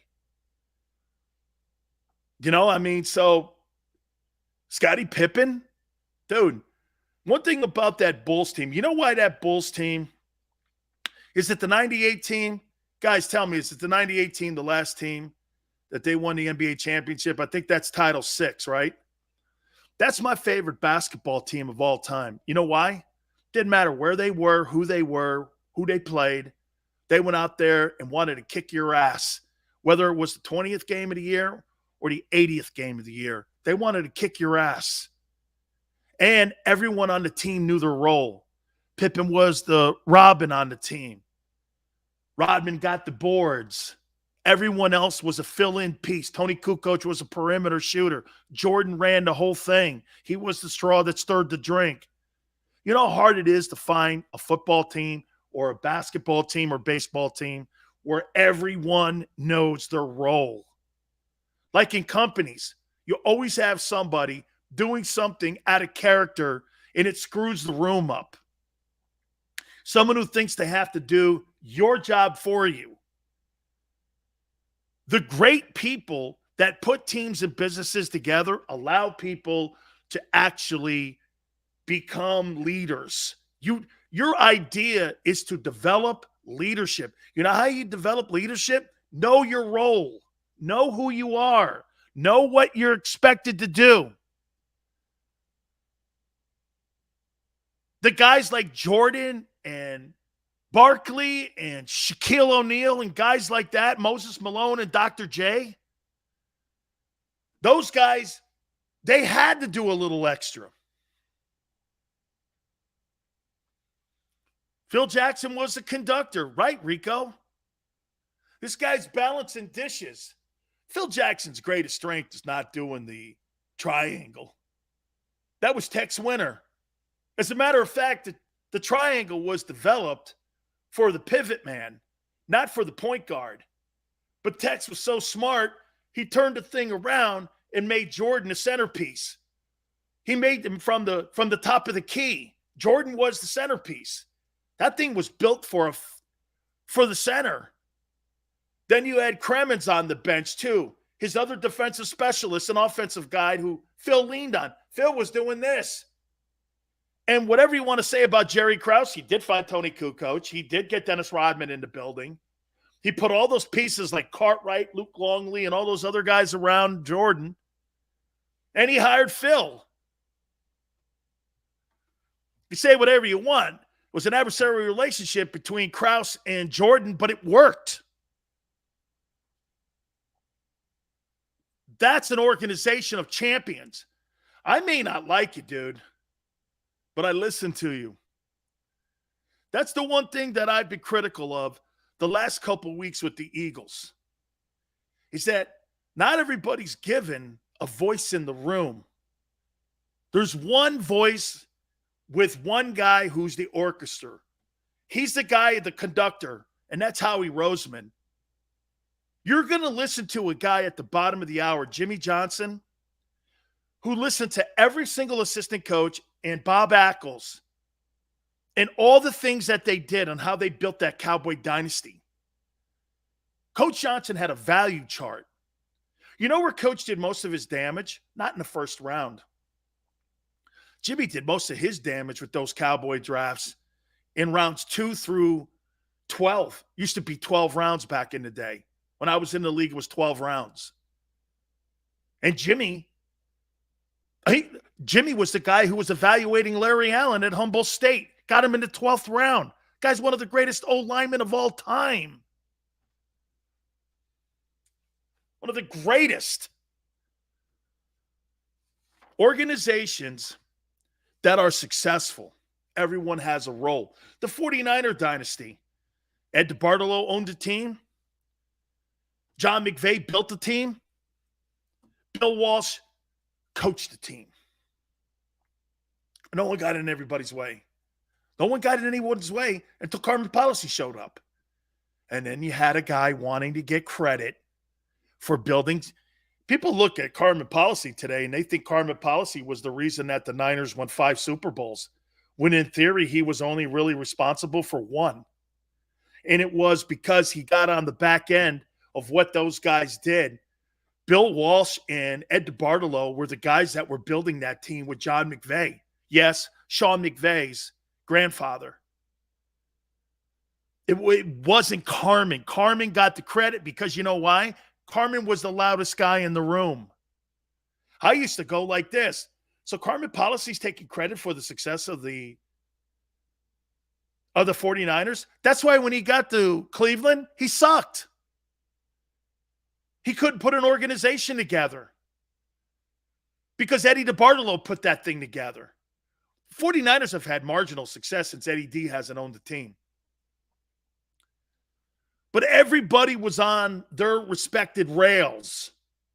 Coach, talent evaluator, general manager. The Eagles don't really have that. They don't. They don't really have that. All right. Last hour, I gave you my top 10 wide receivers. In case you're new and you jumped aboard with us, here they are one more time. We'll do it again in hour number 3. Bo Melton, Rutgers. Alec Pierce, Cincinnati. Jalen Tolbert, South Alabama. Number 7, Treylon Burks, Arkansas. Number 6, Skye Moore, Western Michigan. Number 5, Drake London, Southern Cal. George Pickens, number 4, Georgia. Jamison Williams, only because he's hurt, number 3, Alabama. Number 2, Chris Olave, Ohio State. And number 1, Garrett Wilson, Ohio State. Those are my top, in order, 10 wide receivers who I think will be picked. Well, Maniac, maybe I am shit. I don't know. Sometimes my wife says it, so, you know. Chris, Williams would be 1 if he didn't have an injured ACL. Daz goes, screw Jimmy. Thanks to him. I got to hear that. Them boys. I got you, Daz. I know, man. Hey, Jeremiah, I love those Bulls teams. Everyone knows their role, and they were so good, man. I watched those guys. I used to go and just, when they played the shitty Warriors, remember the Don Nelson Golden State Warriors when I was doing radio at KMBR in the West Coast and the Bulls would come to town? Man, there was nobody in the building. And then when the Bulls showed up, place was packed. There's Jordan, man, screaming at PJ Carlissimo. Why are you hollering? Why are you hollering? He hated PJ Carlissimo. Because he went after Latrell. Remember, Latrell Sprewell choked him? And Latrell and him are boys. And Jordan hated PJ Carlissimo. He hated him, man. Because he thought he threw Latrell under the bus. Jordan loves Latrell. Yeah. Yeah, man. Hey, I just love that team. All right, you ready? Here are my top 10 edge rushers for the Philadelphia Eagles consideration on Thursday night. By the way, again, JAKIB Media, don't forget, wall-to-wall coverage starting at 8 p.m. Eastern. We will have you covered, covering 3 days of the NFL draft, Thursday, Friday, and Saturday. Only place you want to be is right here. Here we go. Number 10, Drake Johnson. 6'4", 273, Southern Cal. Had a chance to talk with some of the folks that were in Clay Helton's coaching staff, and they said the guy is just a really great football player, great athlete. Had a down year, but in a good system, in a 43 system, here could be a sleeper dude here that you could look at that could potentially come in, and if you're drafting him, now, and by the way, I would say these next 4 guys, these are not first-round guys. These are guys that you're going to see probably in 2, 3, 4 in the rounds there. Okay? You're going to see somebody around there. Okay? Number 9, Cameron Thomas. 6'4", 267. I actually know the kid. I had a chance to watch him. And Rocky Long, the former San Diego State University coach, recruited him. He is another sleeper guy that could go in the 2nd or 3rd round, that could walk on a football team and make an impact. This kid's a good football player, man. And he's going to make a team. I could see him in rounds 2 and 3, somewhere in there. People don't know much about him. I've watched the kid play, and I've watched the kid play for a couple of years now. He gets around the corner. He uses his hands well. He's a pretty big kid, too. He's got long arms. You want that in an edge rusher? He's good-looking. He's a good-looking player if you put him in the right system. Number 8, Boy Maffey, 6'4", 261, University of Minnesota. Of all the guys that are in the Big Ten, I think he's your underdog here. And I think we're talking about a 2nd-round guy here. This Mahaffey guy, M-A-F-E. You put his game film on, gets around the corner well, is a good – by the way, there's no Chase Young in this draft. Okay? There's no Joey Bosa. Well, the kid at the top is kind of in that category. Okay? He's kind of in that category. This kid can play at Minnesota. I've watched him. You know, Minnesota has really done a great job at retooling that program. And PJ Fleck has really started to bring talent back in. You know, Minnesota used to be considered one of the destinations when it came to college football players. They got a boatload of national champions. I know they haven't been relevant since the 60s, but they're starting to get relevant again. I happen to think that's probably one of the tougher places to recruit. You know, after what happened with George Floyd, you really want to go up to Minneapolis and play football? I got recruited there. I thought of playing there because of the heritage. Just, you know, I didn't want to play inside. I didn't want to play in that dome. But, yeah, so that kid's a good football player. I got David Ojabo, 2nd round, and I got him at number 7, 6'4", 250. Would he be higher? Yes. He'd be higher. If I have multiple 2nds or 3rds and he's sitting there in front of me, I don't know how you pass on him, you know?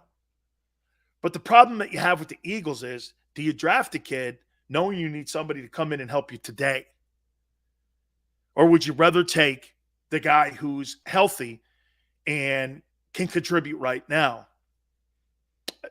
It's a dilemma because the Eagle defense, what did they finish? 31st in pass rushing? Got to improve that. Your secondary's never going to fulfill its destiny on being a good squad unless you get that pass rush up from 31. Even if you're in the middle of the pack at 15, that's better. At number 6, the kid from Penn State, forgive me if I'm saying his name wrong, Arnold Ebiko, 6'3", 250 PSU. You watch this kid play, man. He can play. 2.0 version of Micah Parsons. You see a lot of the same similarities because he was coached the same. Okay? Listen, I got to take a timeout because Jimmy Johnson's going to join us in a couple minutes. So we stopped at number 6. I'll give you my top 5, but Coach Johnson's going to join us right around the corner. Hit the like button. Keep it right here on the National Football Show. It's the biggest, most important draft in the history of this Philadelphia football franchise. The JAKIB Media Sports 2022 NFL Draft Special. Live on 6abc.com from the Ocean Casino and Resort in Atlantic City. Presented by First Trust Bank, the official bank of the Philadelphia Eagles. IBEW Local 98, Stateside Vodka, United Healthcare, Mesa Law, 6ABC, and Budweiser, the official beer of the Philly sports fan. Go for the midnight dares. Go for the memories. Go for the view that goes on forever. Go for the bubbles in your bathtub and in your drink. Go to bed whenever you want. Or don't. Go for him. Go for her. Go for the win. Go to Ocean Casino Resort. Book your trip at theoceanac.com.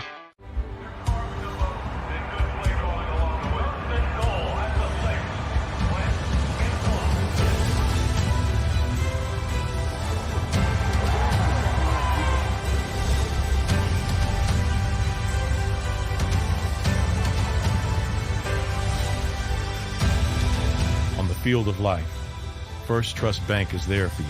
Champions on 3. 1, 2, 3. Because Philadelphia dreams deserve a Philadelphia bank. All right, did you know I was the mommy slam dunk champion? Really? Yes, really don't sound so surprised. Let's see it. Oh, you're ready. All right, here we go. Let's hear the crowd.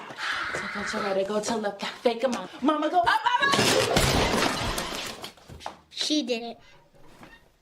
Again? You can't avoid gravity, but United Healthcare can help you avoid financial surprises by helping you compare costs and doctor quality ratings. United Healthcare. Uh-huh. At Stateside Vodka, every new customer gets the world's best rocks glass. Free. What's that? A rocks glass? You're telling me that bottle is cut in half? You could say that. Holy shit. Glass is for cocktails, right? It's for this, this, this, and that. Is the length of the glass equal to your... You betcha. But is it made out of... Glass? Okay, but is the rip... Smooth? Will you stop doing... That? I'm the professional here. And you're telling me I can get one of these glasses for free? That's right. 1 free rocks glass per customer with each first-time purchase of Stateside Vodka. All from the company that's highly awarded. 0 carbs, 0 sugar, and deliciously tasting vodka. So good, it just disappears.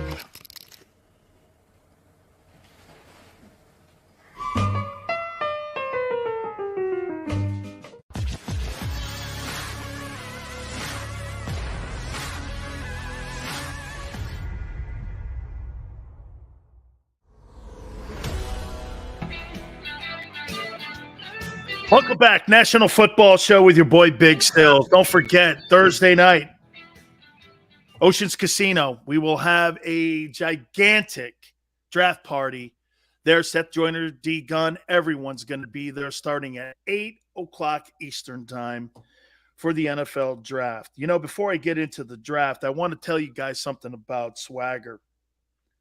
My next guest, he invented it. And I didn't know what swagger meant except for this. To me, it meant winning.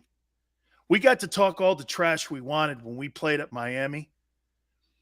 And I just remember this. Coach always said, and we always felt, I remember Danny Stubbs and myself and Jerome always saying, hey, man, if we're putting receipts out there, Jimmy's going to want to come collect them, man, if we don't win these ball games. So I had no idea what it was. And now Jimmy's got a book out. Coach Johnson joins us now here. And Coach, it's funny, everyone always asks me, I get asked, even Mario Cristobal asked me, Sills, what does swagger mean to you? And I go, winning. I go, that's all I remember, Coach. Coach used to go around to all the, to the positions, offensive line, defensive line, linebackers. Everything was always done at a sense of urgency, Coach. I mean, everything, run into water, everything. To me, that's what swagger was, and I'm so glad that the book is out there that everybody can see what it really means, because it's not a T-shirt and a hat. Well, swagger, Dan, really for me was just our team playing with great confidence. A lot of people, misinterpret swagger to think that, it's celebrations, taunting, penalties, et cetera, et cetera. Swagger was our team being totally confident that they were going to win. And the way that they were confident that they were going to win was that they had put in the work prior to playing the game. As you know, our practices were a lot more difficult than the games because we would scrimmage 1-versus-1s, like 3 times a week. And so by the time we got to Saturday, our guys looked forward to playing another team. I had Coach Wannstedt on, and every time Coach Johnson would go inside drill, we'd be like, oh, man. And it's 1s-versus-1s, and we're sitting there pounding. I remember I had Highsmith on a couple weeks ago, Coach, and Alonzo goes, do you remember? We're sitting there, and we're just talking, and I'm screaming, going to run these guys. Me and Jerome just start laughing because we're beating each other up. Coach, they never allow that stuff today, man. Oh, I know it. They barely even touch each other during practice nowadays. But it was a different time. Of course, that was a long time ago, and we had a great run there. Of course, University of Miami, and then, of course, we had a great run at the Dallas Cowboys. But we had very physical teams. We had physical practices. Coach, I put value charts every year together. I posted another one.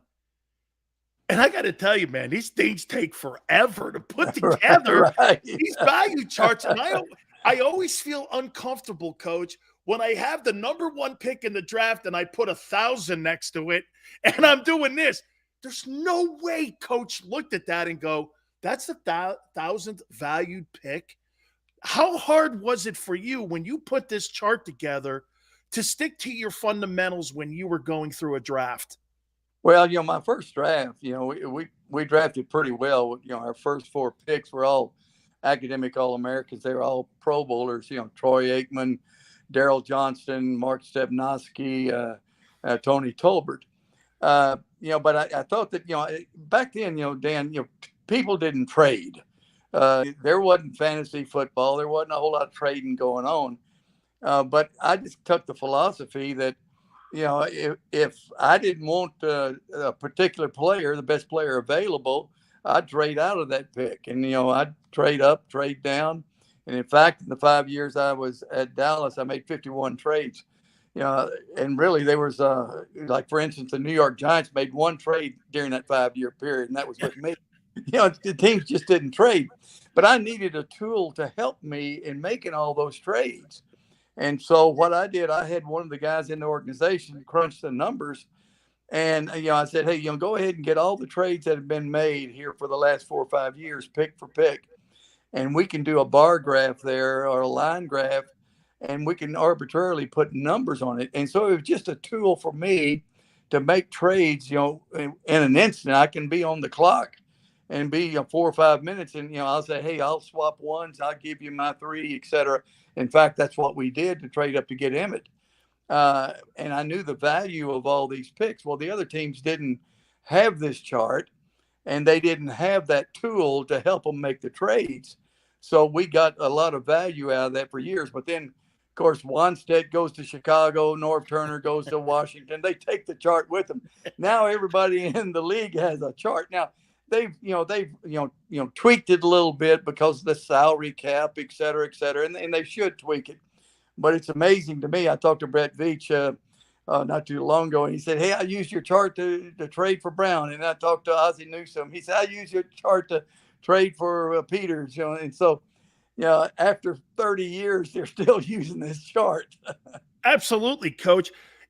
Coach, I've never asked you this because to me, the way you ran your scouting department versus your coaching staff, it looks to me, Coach, that your scouting department and evaluating talent was just as important as your coaching staff that were coaching your players on Sunday. So am I right, Coach, that you would look at Bob Ackles, who you worked with while you were there in Dallas?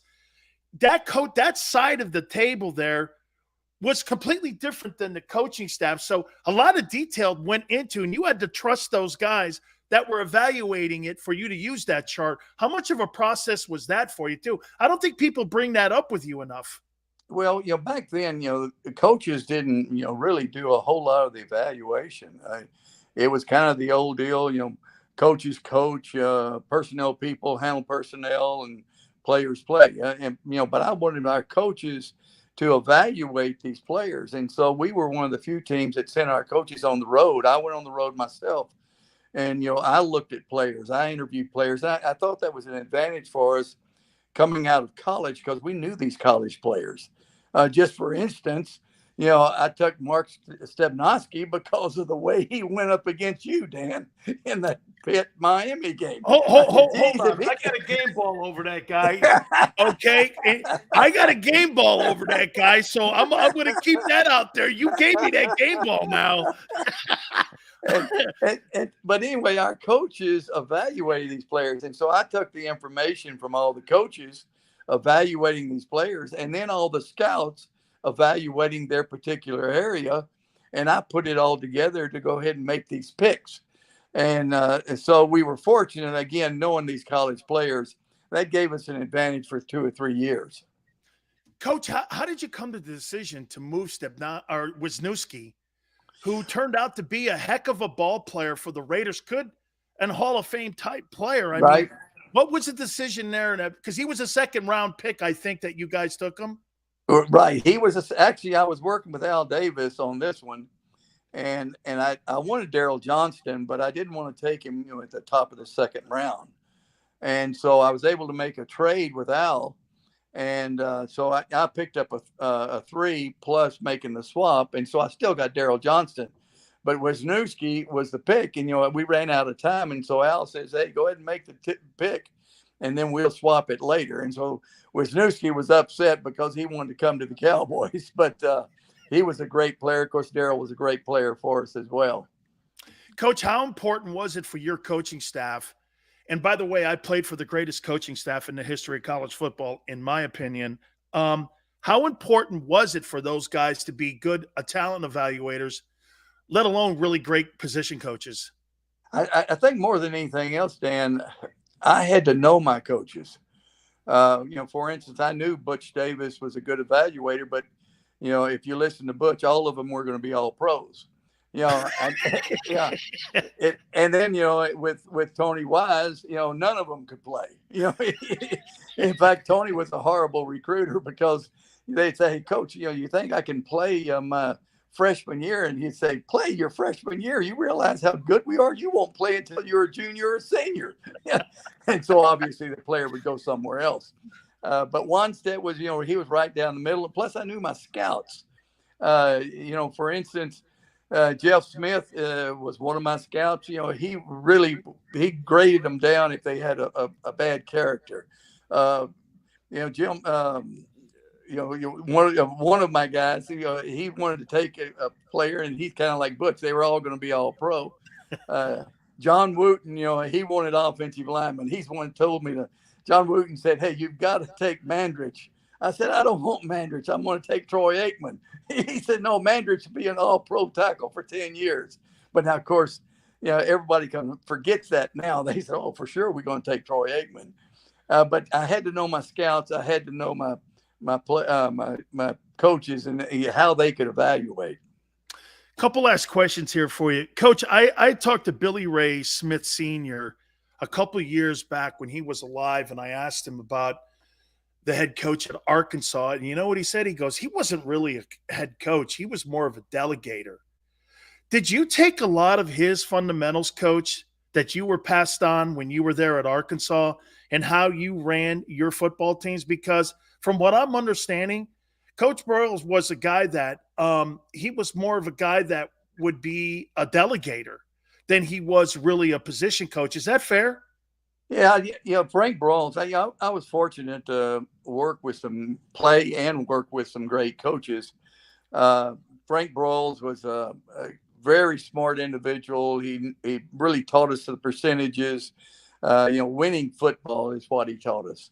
But he had good assistants. Jim McKenzie was a great, defensive coach. We had Hayden Fry.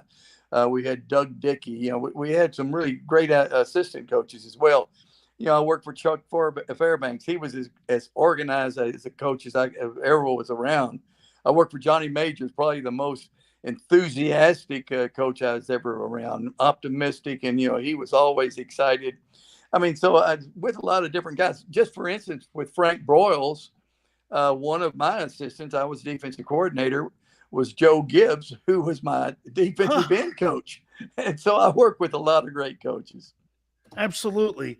Coach, finally here, I'll tell you what, and I know you see me tweet this out. It aggravates the living hell out of me every time I hear people saying, like Skip Bayless, that Jerry Jones was involved with the Charles Haley pick.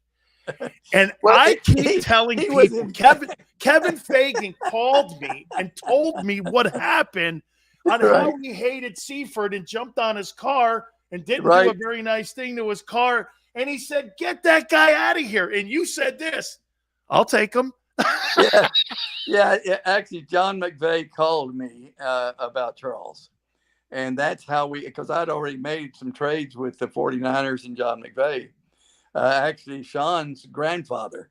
But so, I worked out the deal with Charles Haley. Now, Jerry was involved in the Charles Haley trade. He picked him up at the airport and drove him to the facility. During that period of time, Jerry was trying to pay off that loan. He was working on business and paying off bills. He wasn't involved in a lot of football.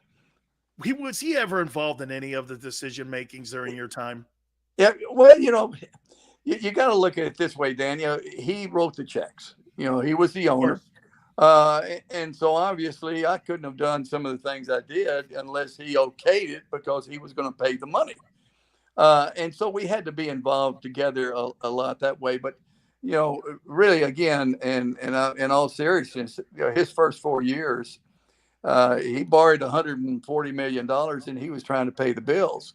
And, he's as charismatic a guy. He's the best businessman I've ever been around in my life. He's passionate. He works around the clock, and so, he did some great things. But those early years, personnel and football wise, it was pretty well over in our department.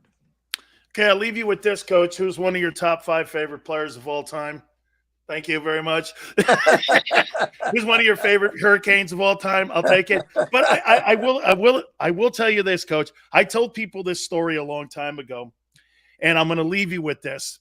So here's to show you kind of guy that Coach is, and I know that he knows this story. So I take a couple blankets and some pillows out of the Don Shula Hotel, and Jimmy comes running from across the field. Did you take those blankets? And I go like, by the way, the guy you see on Fox, that ain't the same dude. Okay, just so all you guys know, that ain't the same guy I know. Okay, and so I said, I did, Coach. He goes, why? And I go, because I don't have any blankets or pillows. And he goes, for God's sakes.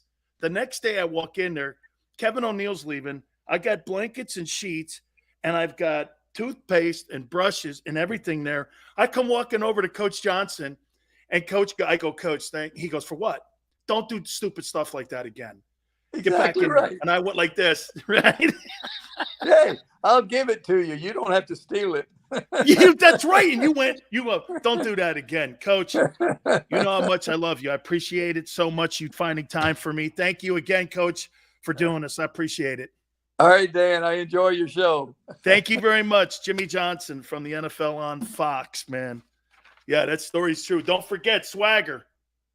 There it is right there. Swagger, Jimmy Johnson. All good, my friends. Please hit the like button. Hey, I tell you now, Morgan & Morgan, proud sponsors of the National Football Show with Big Sills. Where the fee is free, my friends, this means this. They don't get paid unless you get your compensation for you and your family. If you're injured on the job, you're hurt on the job, finding an attorney is one of the most important things that you could possibly do. That is what Morgan & Morgan is all about. For the people, Folks, that's not a slogan. That's who they are. That's what they do. And for the last 30 years, they've collected $13 billion in settlements for their clients when it comes to compensation. That's what Morgan & Morgan does. Size matters. They're the biggest law firm in the country. Nobody is going to push Morgan & Morgan around. With over 800 attorneys in offices in Philadelphia, New York, Florida, all across the country, the army of attorneys that Morgan & Morgan has for you is second to none. And this is what they are, and this is who they are. Look, the consultation's free. The call is free. Call them at 800-512-1600. That's 800-512-1600. There's nobody bigger, and there's nobody that's going to go to battle for you more than what Morgan & Morgan does. And do me a favor. When you call Morgan & Morgan, tell them Big Sil sent you.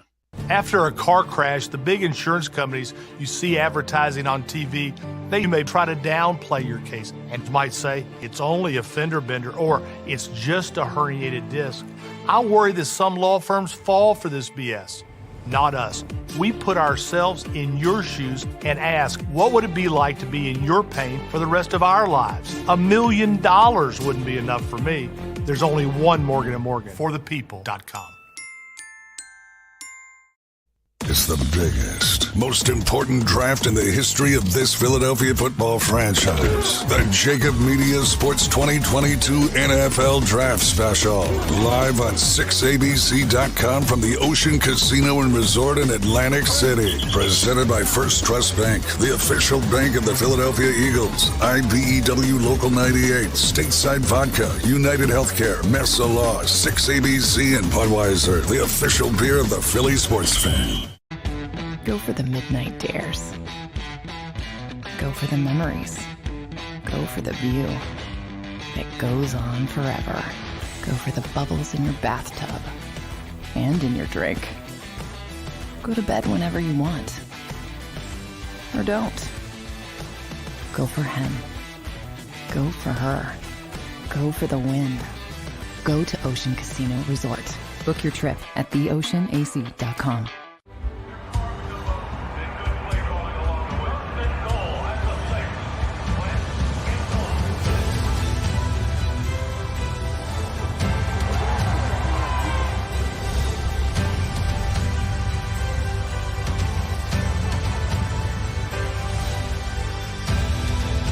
Field of life, First Trust Bank is there for you.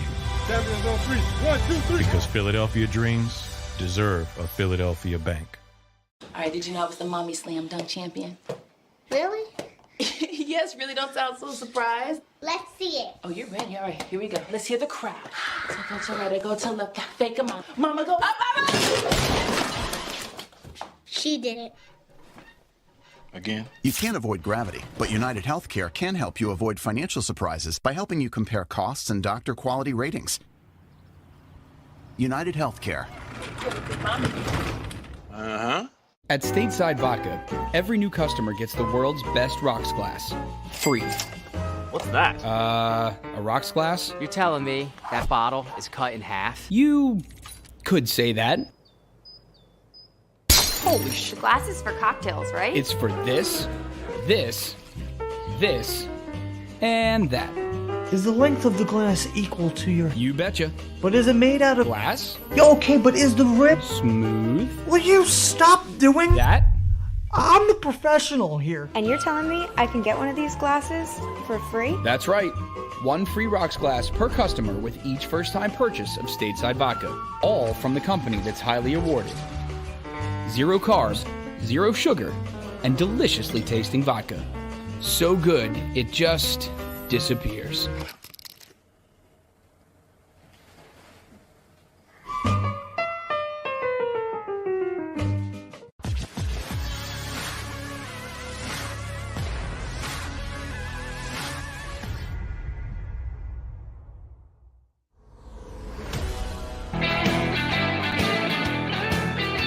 Welcome back. National Football Show, your boy, Big Sil. Hit the like button. Told you that story, man. I did. I stole all that stuff out of the Don Shula Hotel. He come running across that field, Jimmy Johnson, man. Come here. I tell you, the guy you see on the NFL on Fox, man. He ain't the same guy. That guy came running across, man, hair all messed up. You knew he was pissed. And I better tell the truth because my ass was on the line here, man. I had just starting too. Oh, God. You take those gosh dang them. It was more, I guess. And he goes, he was taken back that I told the truth. And he goes, why? As soon as I told him, he's like, for God's sakes. Get back in there. But if I had lied, okay, that's why they don't have that fundamental in Dallas anymore. They'll never win a Super Bowl with Jerry Jones running the team. When Coach Johnson came at you and he was coming for you, you better not bullshit him. You won't be on the team. You won't be starting. You'll be down the totem pole, and you don't understand. Just tell him the truth. Work hard. Don't go around his head. Same thing in New England with Belichick. Can't do that in Philly. Nick Sirianni's got to beg Howie Roseman to put a guy on the team. Did you hear what Jimmy said? My time in Dallas, I didn't answer to anybody. Jerry was worrying about paying the bills. And did you hear what Jimmy said about the Charles Haley? You hear Skip Bayless and everybody always saying Jerry Jones was completely responsible for the Charles Haley deal. The only thing that Jerry Jones did in his involvement with Charles Haley was driving him from the airport. See how people change history? See how people try to change history? Just shows you. When you got a head chief in charge, dude, that's how organizations should be run. Trust your guys. Believe in your guys. Believe in the evaluation. Let them coach. Let them evaluate. It's not about taking credit. Look at this. Do you know what destroyed the Cowboy dynasty? Egos. Egos. The owner, hey, wait a minute. Now I'm starting to think what destroyed the Eagles' 2017 Super Bowl run. Egos. I should know better. Yours just didn't last long. Theirs lasted to where they won 3 Super Bowls in 5 years. I get it now. Okay. Ego ripped the Eagles apart. 4 years later, you won 4 games and you're firing a Super Bowl coach. There wasn't one guy, and it wasn't the coach. It was the G. You can't win Super Bowls, in my opinion. How about this? Let me take that back because he did win. You can't build a dynasty from the owner's box. You build it from the people that you Bob Kraft never got involved in anything unless he had to with Spygate and some of Deflategate and all these other things. Bob Kraft never got involved. Never. Just sat back and let Bill coach the team and run the team. Howie gets in the way of his coaches. Got in the way of Andy Reid. Got in the way of Doug. He's clearly in the way with Nick. Right? Let me finish up my edge rushers here. Okay?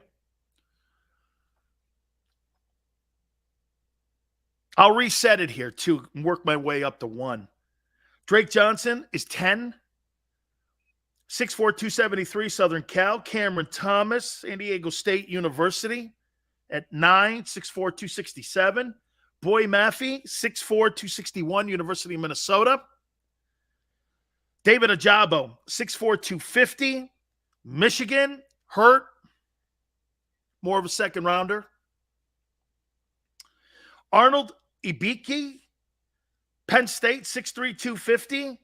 And here are your top 5 edge rushers going into the NFL draft on Thursday night. By the way, don't forget, JAKIB Media, wall-to-wall coverage. Xander, throw that baby back up there again with everybody there. Seth Joyner, D. Gunn, Mike Quick, Rob, everyone. By the way, the new show's kicking ass as well. And make sure you keep it pinned right here all week long because we'll be giving you and breaking down every single pick in that draft. And we look forward to doing that. We thank you guys so much for coming aboard.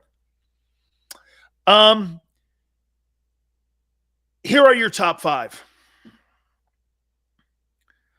George Karlaftis, 6'4", 266, Purdue. I think I've given you guys comments on him in the past. He's not Bosa. He's not any of the Bosas. He's not Chase Young. He's solid. He's another Ryan Kerrigan type guy. I keep using that as an example so that you could see a comparison because it's one thing, and I like the reason that I like to take guys and I like to give you guys examples. It's instead of just me talking, this is the kind of player that I think he is. Could this Karlaftis be a player that could be a dominant football player? I think sometimes when you get into a system, I think that's going to determine too if you're on a good defensive coaching staff, if they know how to use you. I think he's a solid player. Do I think he's a first rounder? Yes, because there's a need for this position too. Do I think he's a Pro Bowl type guy? Maybe. Do I think he's a game-changing defensive end that's going to get you 14? Is he a Javon Curse kind of guy? No, he's not. Okay? He's not a Javon Curse. That I do not see that with him. Number 4, Kayvon Thibodeaux, 6'4", 254. Here's my problem with him. And I'm going to come from the negative end because there's a lot of positives with the player. If I have him 4th, that means he's a top 15 pick, okay? We're now in the position here where these top 5 guys are probably going to go into top 15 picks. So, okay, I've got to come from a place where I'm not as high on him. I think he takes plays off. And I think I have a problem. And you know the plays he takes off? If the play goes away from him, his effort level is not the greatest. And that bugs me a little bit about the player. Dude, when you're an edge rusher, you're going to make a ton of plays from behind. And Lawrence Taylor made a living of chasing shit down from behind in pursuit. It's almost like he takes business decisions, if that makes sense. Number 3, Jermaine Johnson, 6'4", 254, Florida State. He's moving up the draft chart too, by the way. Outstanding hands. Played on a shitty defensive front 4, front 7 with Florida State. That wasn't a very good football team, but he stands out when you watch him. He's a big dude, can move, strong, great 225 bench and 40, and he can get around the corner. He's 6'4". That's what his measurements were, 254. So this kid, I'll tell you what. Could I compare him to a Suggs? A bigger version of Suggs in Baltimore? Something like that. You know, every time I talk about Aiden Hutchinson, I could pick 4 guys over him that I don't like. But then guess what? His passion for the game. He loves the game. He's worked hard at his craft. He's got talent. I don't see a bust, but I don't see what everyone sees in the kid where because he went to Michigan, that automatically gets him a hall pass to the Pro Bowl. I don't know if I see that, but I do think he's warranted at being number 2 there. Number 1 is this Trayvon Walker kid, 6'5", 272. He is a special player. He really is. I think this guy is a wonderful football player, and I think he's going to make a difference. All right, guys, do me a favor. We're going to recap everything. Hit the like button. Hour number 3 is coming up, okay? No question about it. We're getting closer and closer to the NFL draft. Hour 3 is coming up. Keep it right here on the National Football Show. It's the biggest, most important draft in the history of this Philadelphia football franchise. The JAKIB Media Sports 2022 NFL Draft Special. Live on 6abc.com from the Ocean Casino and Resort in Atlantic City. Presented by First Trust Bank, the official bank of the Philadelphia Eagles. IBEW Local 98, Stateside Vodka, United Healthcare, Mesa Law, 6ABC, and Budweiser, the official beer of the Philly sports fan. Go for the midnight dares. Go for the memories. Go for the view that goes on forever.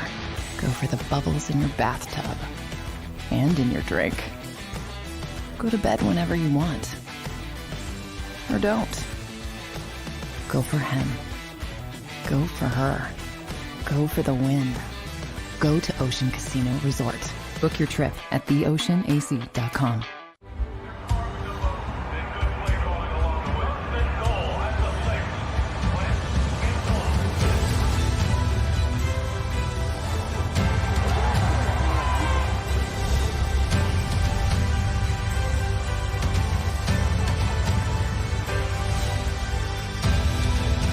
Field of life, First Trust Bank is there for you.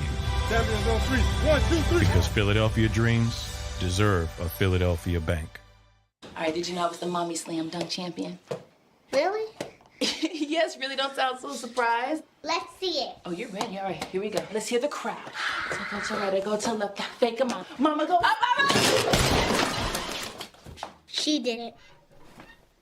Again? You can't avoid gravity, but United Healthcare can help you avoid financial surprises by helping you compare costs and doctor quality ratings. United Healthcare. Uh-huh. At Stateside Vodka, every new customer gets the world's best rocks glass. Free. What's that? A rocks glass? You're telling me that bottle is cut in half? You could say that. Holy shit. Glasses for cocktails, right? It's for this, this, this, and that. Is the length of the glass equal to your... You betcha. But is it made out of... Glass? Yeah, okay, but is the rip... Smooth? Will you stop doing... That? I'm the professional here. And you're telling me I can get one of these glasses for free? That's right. 1 free rocks glass per customer with each first-time purchase of Stateside Vodka. All from the company that's highly awarded. 0 carbs, 0 sugar, and deliciously tasting vodka. So good, it just disappears.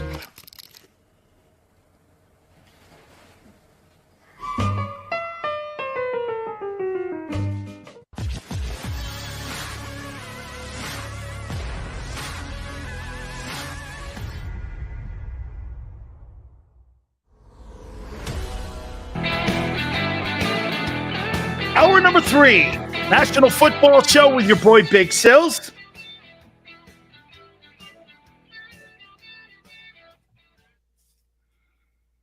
You know what's crazy? When you watch athletes make excuses for failure instead of owning things. I guess that's just today's athlete, and I sound like an old man, I guess. You hear Kyrie Irving and Kevin Durant talking about outside noises. I think this is why Jordan never really did a lot of interviews with the media. My fault. It's my team. I love players like that. My fault. Okay? My fault. And we played well. Those guys are gone. It's more about Twitter, social media, highlight reels, branding. I get that. And by the way, I don't begrudge anybody for making money off their name. I do it. So I'm not going to sit here and be a hypocrite to it. So I'm not. But there's a way of handling yourself. You know, Kyrie Irving didn't want to get vaccinated. I'm not going to get into the BS of that whole thing. To me, that was more about the NBA castrating him and everyone else who didn't want to be vaccinated. And why did you even make it public that players were? What's it to the public? Since when do your medical health or your medical issues or what you do with a doctor or how you see your health issues for public consumption? I thought there used to be rules, and I think there used to be hidden rules in media that you didn't talk about a player's health. Remember Adam Shifty put out Jason Pierre-Paul's medical records? They had to pay over $800,000, did ESPN, for violating his rights. Now, people forget that. The guy's making $10 million a year now. Adam Shifty putting out Jason Pierre-Paul's medical records. And so, to me, this is more about this. Hey, man, this is my fault. Like Joel Embiid. I'll give it to Joel. It's his team. They lose. Are you frightened that they lose this 3-0 lead against the Raptors? One of the very few teams in NBA history that has forced a game 6 after being down 3-0. Raptors are there. What if they win game 6? Good night. What's up, man? I'll tell you what, Doc Rivers will not survive that. If Doc Rivers, I would even say this, if Doc Rivers gets to a game 7 after being up 3-0, and they get by the skin of their teeth, and they get bounced maybe in another round, he ain't going to survive this postseason. They're not going to go 2 years in a row like this. Not with Joel Embiid. And by the way, I would, even if I was ownership, I would go like this. Daryl Morey. How well do you think Daryl Morey's run the team? Just your thoughts. What do you think of Daryl Morey as general manager of the Sixers? How well do you think he's run the team? You think he's a good GM? I think he's better than Elton Brand. Plus, I don't know if Elton Brand ever really got a true opportunity to be the general manager of the team when you're constantly tanking every year. I mean, you know why that I'm probably more pissed off for Sixer fans? How many years of shitty basketball did you guys go through? How many years of tanking did you go through to get to this point here? How many years was it? 5? 5 years of tanking. And that's what you give to the city of Philly? Is a fat, out of shape James Harden and really a basketball team that you don't know what you're going to get with that box of chocolates of reserves that you have on the pine. I'm going to get there, GT. I'm going to get there. I promise. I'll get back to the Eagles here. But am I right, though, GT? I'll throw this at you.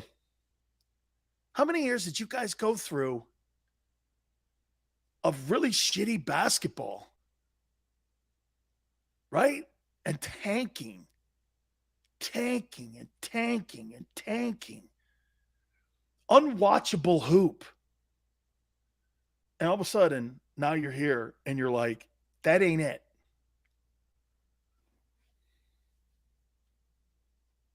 You know? I get it's draft week. I get it. I'm with you. I got it. I'm just saying, it's just not fair. Fans pay to go to Wells Fargo, and you guys are watching shitty hoop for 5 years, and then they construct that. I don't know. I just think it looks like you deserve more than that. Hey, jam Ben Simmons down your face. It doesn't, I don't know. I don't know. All right. How much does the Wonderlic test matter to you if you're evaluating one of these quarterbacks? Malik Willis, 32 out of 50 on the Wonderlic test. Kenny Pickett, 17. Dude, you get 400 for writing your name on the SAT list or on the SAT test. Corral was worse. Got a 15. Is it 32, Will? I thought it was 50. Okay, but then I actually did pretty good, man. I thought it was 50 questions. But it's 32? Yeah, man. I got a 29. I did all right. I did all right. It's 32 questions? I thought it was 50 questions. My bad. Yeah, so I did pretty well. I mean, I didn't think it was hard. I thought it was just common sense stuff. Get a 15? I mean, dude, do you have any common sense to you? Does that bug you? If I'm drafting a stupid quarterback, how do you feel about that? You're going to use one of your first-round guys, and you're going to draft a box of rocks.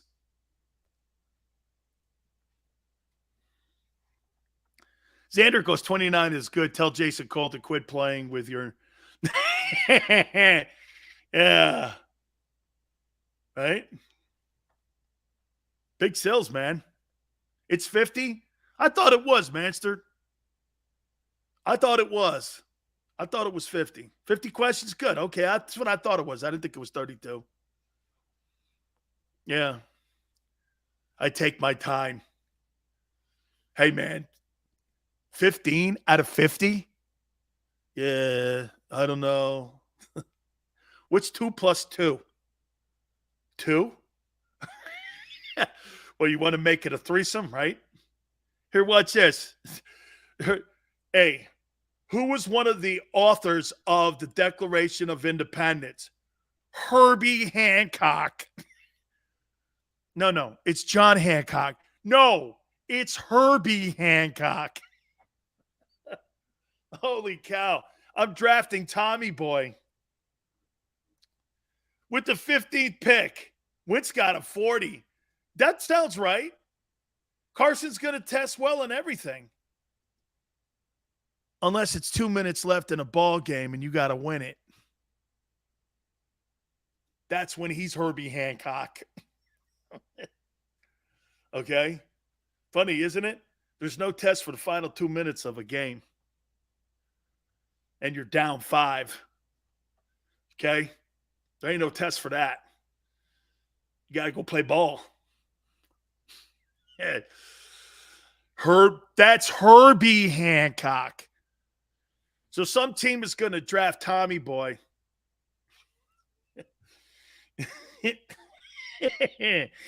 Kenny Pickett's Tommy Boy. I got a D. Not a D. I got a D. I passed.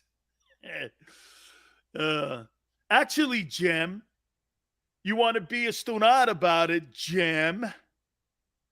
Big Sil's got 1150 on his boards. He's done. I'll tell you what Joe Paterno said about me, though, Jim. Okay, I won't lie here. Big Sil's got 1150 on his SATs. I'll tell you this, though. You know what he said? Well, sheesh. You got a 2.0 grade point average, son. You're lazy. Because I don't give a shit, coach, about school. Oh, he didn't want to hear that. Neither did Bo Schembechler. Yeah, hey, Bo Schembechler said the same thing. He goes, oh, my God, this kid's great. I posted my my Michigan National Letter of Intent. Bo Schembechler came and recruited me. And Bo's watching film with Joe Anslow. Holy cow, this kid is – how many schools are recruiting him? He goes, like only 10. And he goes, 10? And so then it started picking up Notre Dame and all these other places after a while. I was getting recruited first by Yankee Conference. Back in the day, UConn was in this Yankee Conference and what have you. Rutgers and Boston College. Then Pitt started coming around, Maryland eventually. And Bo Schembechler goes up to my student, my guidance counselor, David Downs, and he goes up and he starts looking over my transcripts. Whose transcripts are these? He goes, it's Dan Sileo's. Guy goes, well, shit, kid, you can't play at Michigan. And I go like this. Well, I got a recruiting trip to go see Ohio State 2 weeks. Okay. And he goes, well, do you want to play at Michigan? I go, I'll take a trip. So they send me a letter. Then they sent me a letter and offered me the scholarship. Yeah, man, sir, I got 1150 on my boards, man. I did very well, but they thought I was lazy. This is Xander, what he's saying about Willis, Malik Willis. So Willis has a huge arm, great running ability. He's smart. Has bad mechanics. I'll take that guy.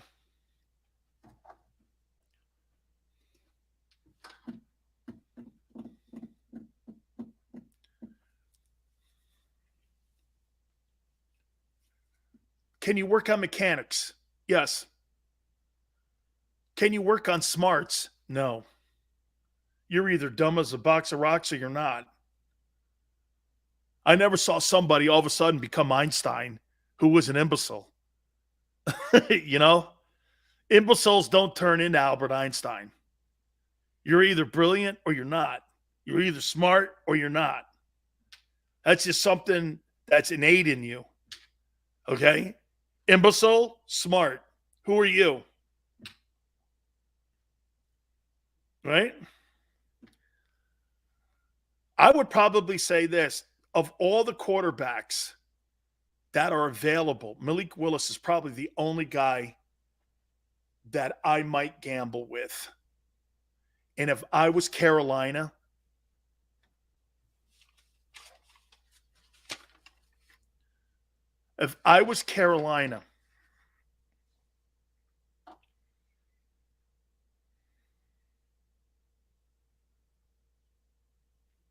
at 6, I'd call the Eagles up and go like this.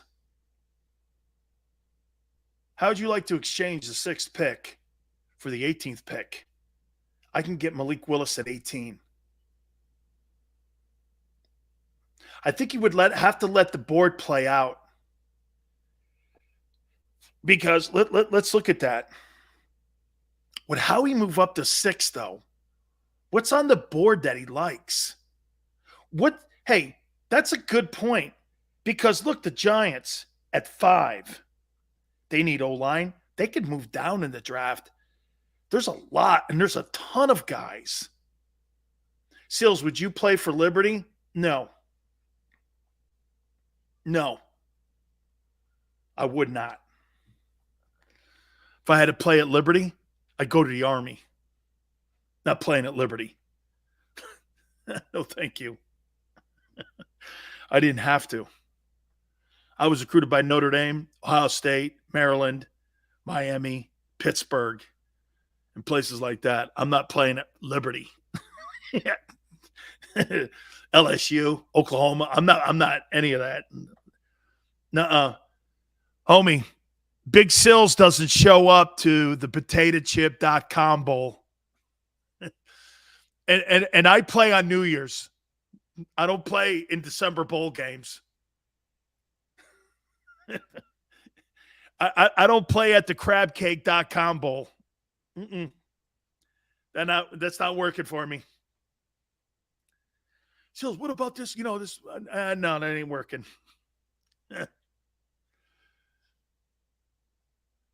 I knew when Jimmy retired, I knew he would never come back out of coaching. Now, Fran, so you know, Jimmy does a lot of consulting for teams. He'll take a look at what they're going to do draft-wise. Manster says, Sills, would you play at Texas? I would. I would play at Texas. I would. Wait, hang on. I'm sorry I did that. Did you guys see that? Sorry about that. Not everything's about money. Sorry, Manster. Yeah. Seals, get that. Hey, Daz, isn't it cool what he said, too? Leroy Selman. Best always. One of my dearest friends. God, I miss that guy, too. Jerome, him, God. Really good people, man. Really good people. Here, let me ask you guys this. You think Howie would move? Is there who on this? That's a great question.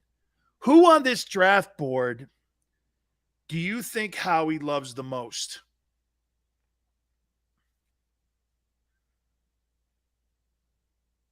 That's a great question.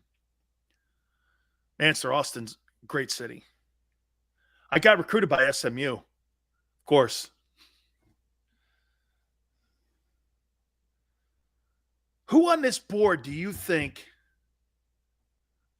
chalk it up sports, you think Jordan Davis is the guy he loves the most on this? Sauce Gardner.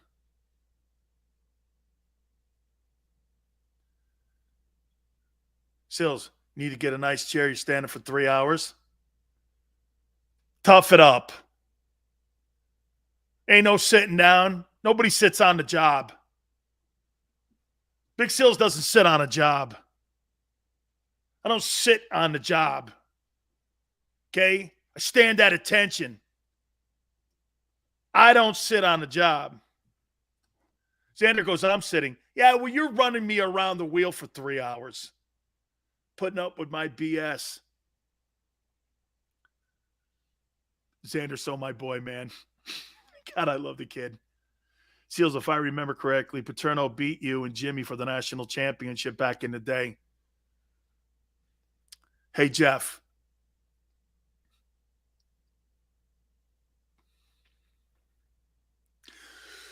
Who's Faba? Who's Faba? Who's Faba? And you know what that same coach did? I'm going to post it. I'm going to post it and I'm going to play it back for you guys. Okay? Paterno said that he thought I was better than Jerome. I got the quote too. Like this. I framed that thing too, man. It's not true. But this guy's in like publications going, Sileo's better than Jerome. It wasn't true. Jerome got hurt a little bit in his senior year, but I outplayed him. But Jerome's great year was his junior year. It was his junior year. I'm going to post it, and Xander will be able to put it up. And he told Jimmy Johnson echoed it. So Paterno said it, and Jimmy echoed it. Yeah, cheap shot, I know. Hey, Jeff, kiss my ass. Which one of these players do you think it's Jordan Davis that he loves the most here? Paterno was high that day. Joe Paterno smoked weed. Was Bob. Hey, Bob, wait a minute, Bob. Oh, I'm going to post it. I promise you. Bob, wait a minute. We knew Jerome was going to be a Philadelphia Eagle before anybody did. Because why? Norman Brayman lives in Miami to this day. And Norman Brayman came over to our dorm. Watch this. Boom, boom, boom. I opened the door. I go, Mr. Brayman. Mr. Brayman was really kind to the Miami Hurricane guys. What up? He goes, Jerome there. I say, yeah, come on in. He goes, now, why don't you two guys come for a ride?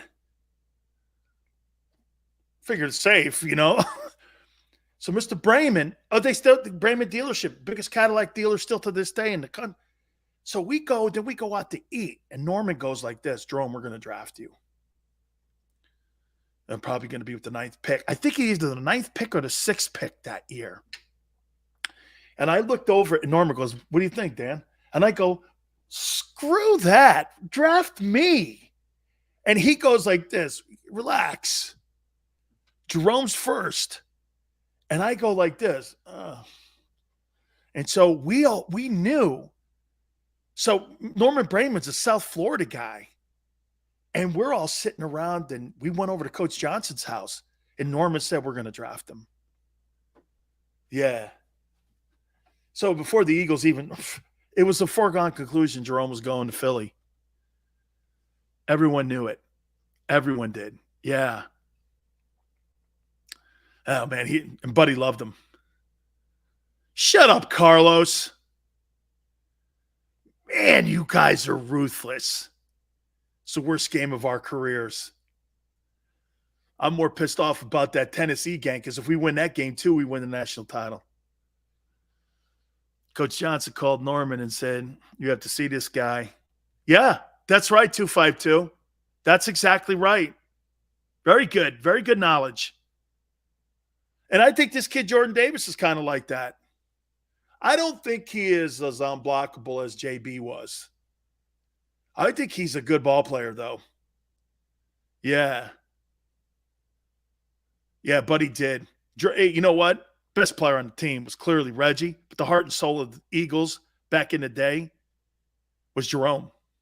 Ask Seth Joyner that. By the way, don't forget, Thursday night. Xander, put it up again. Draft party. Right there, baby. Make sure you guys get there. 5 Eastern. Everyone's going to be covering this bad puppy. It's the most important draft the Eagles have had, in my opinion, during the Super Bowl era. That's how important this draft is. You want to build a foundation. That's what this is going to be about, and we're going to be all over it too. Hey, Duck, I think Davis is going to be there. Breaking news. The Eagles will be getting Debo. Hey, that's a good – I'll tell you what. If you want 2 first-round draft choices for Debo, you know what? Let me ask you this. The asking price right now for Debo Samuel's 2 1s. Would you give the 2 1s up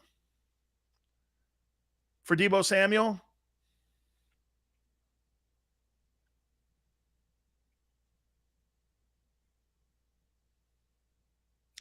Would you give 2 1s up for Debo? Vape says no. Sydney says yes. Chalk it up sports. F no. No.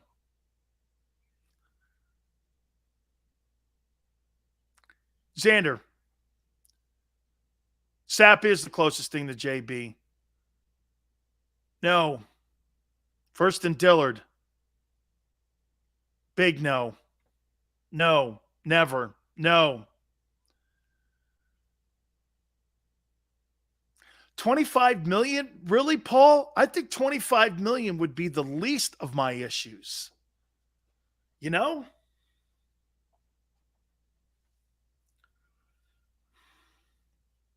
I don't know if I would give 2 1s up. I might give a 1 and a 2 for him. Or 1 and Dillard. Yeah, but I could get a 1 for Dillard.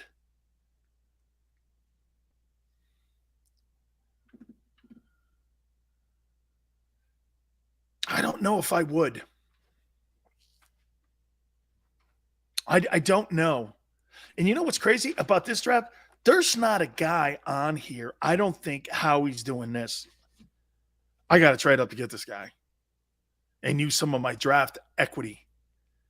I just don't see there's a guy here where, man, I got to go up there and I got to get this guy Kyle Hamilton. You know?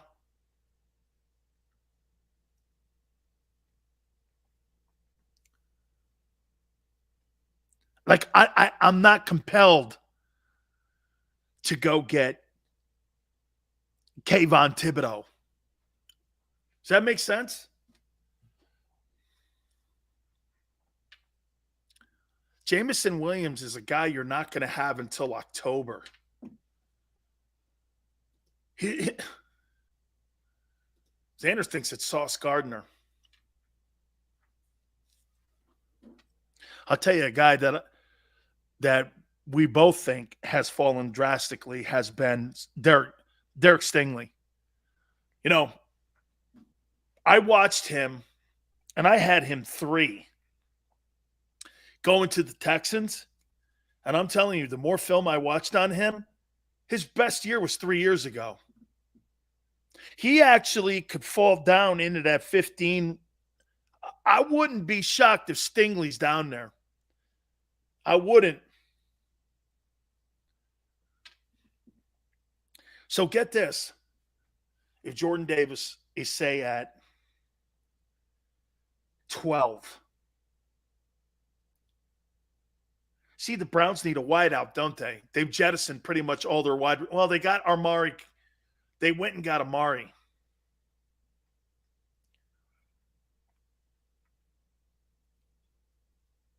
Sauce Gardner, man. He could go to the Jets at 10 or 4. Yeah, but Chris, Stingley is still a top first-round draft choice prospect.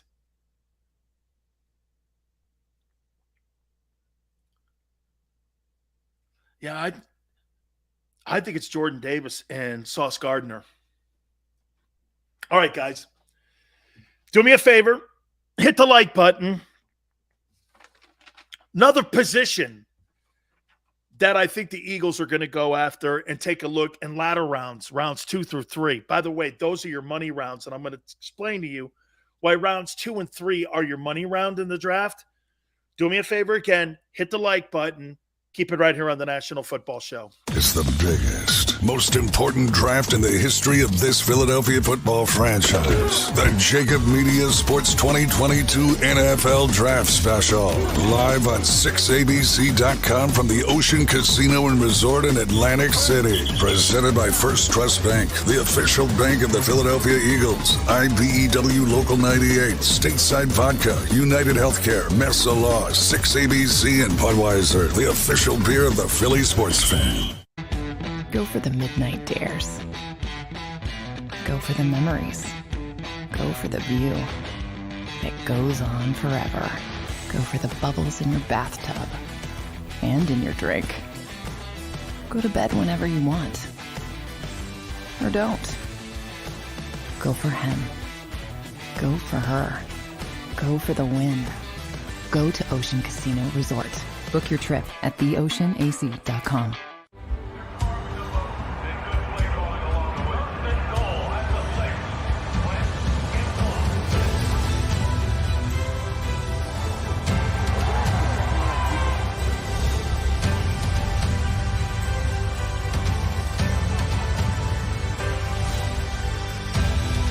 On the field of life, First Trust Bank is there for you.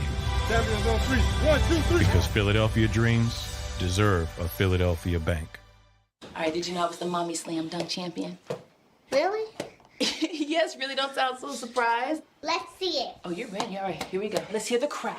So go to right, go to left, fake 'em out. Mama, go up, up, up. She did it.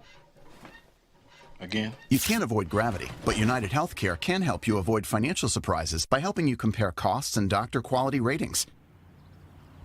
United Healthcare. Uh-huh. At Stateside Vodka, every new customer gets the world's best rocks glass. Free. What's that? A rocks glass? You're telling me that bottle is cut in half? You could say that.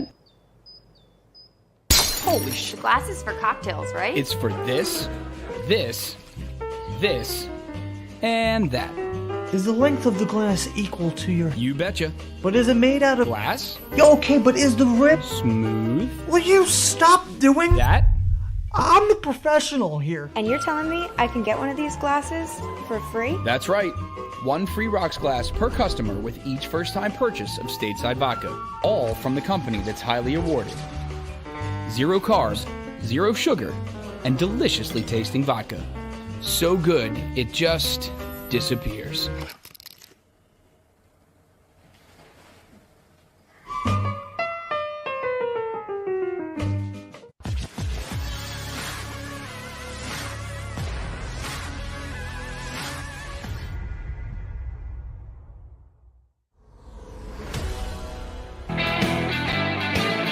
Welcome back, National Football Show with your boy Big Sil. Thanks for stepping in with us. Please hit the like button.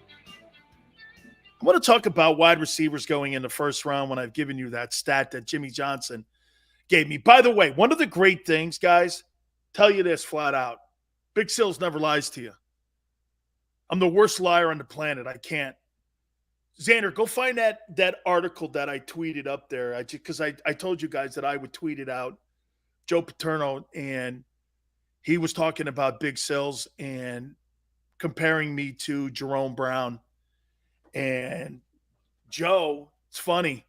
Somebody up here goes like this, didn't they beat you for the national championship? I'll tell you one thing about Coach Paterno. I have great respect for Coach Paterno. and I know what happened. I know the whole story. It's funny, though, after we got beat in that national title game, and this is what Jimmy said. Dan Sileo, Miami defensive tackle, whose eligibility is being questioned, is no average sword, dominating lineman who bench presses 540 pounds. Strongest man on our team, Coach Jimmy Johnson of Sileo. Earlier this year, Joe Paterno, the Penn State coach, thought Sileo was Miami's best defensive lineman. Yes. Better than Jerome Brown, the consensus All-American last year. And I sat there in this airport, and Coach Paterno puts his arm on me. And he puts his arm and goes, hey. And we ended up winning the national championship next year. And Coach looked at me, and he goes like this. He goes, you played one whale of a game. And I go, yeah, I don't care, Coach. We got beaten. And it's not my nature to sit there around and talk to the enemy. I don't like to do that kind of stuff. I'm not a fraternizer. And I was like this. I go, he goes like this. He goes, hey, know this. You and Brown are like Millen and Clark. There was a tandem that he had at Penn State, Matt Millen and Bruce Clark. They called him Salt and Pepper. He says, you two are the best defensive tackles, 3 techniques as a tandem I've seen my whole time in college football. And this was up until 87. I'm sure he saw better after. But I was like, yeah, man, I don't care. This guy beat us, man. We kicked their ass too, man, on defense. Me and Jerome owned him. I think Jerome and I had 20 tackles in the game combined between us, 3 sacks. We killed that team. And they beat us. Jeremiah, Sills, Davis or Wyatt?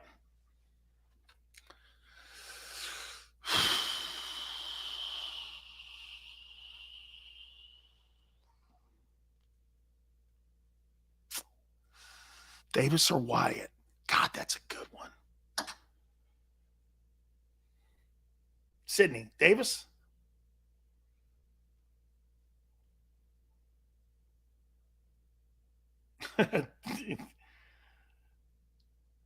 Wyatt? That's a good one, Jeremiah. You say Wyatt?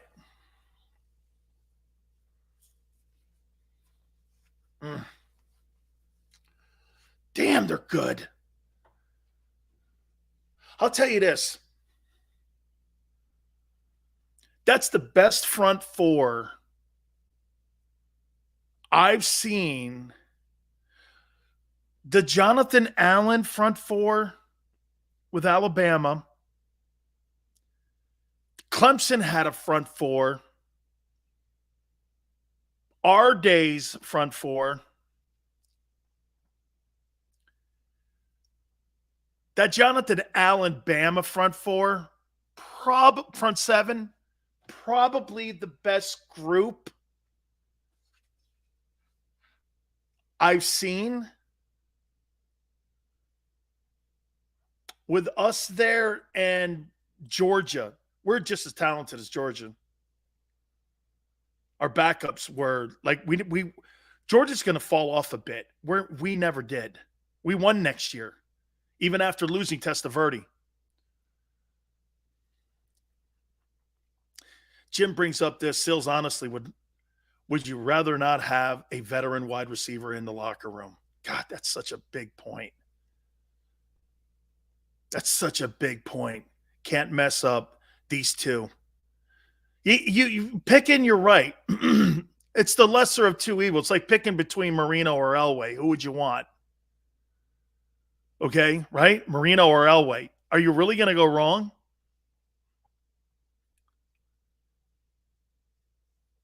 How about this, Chris?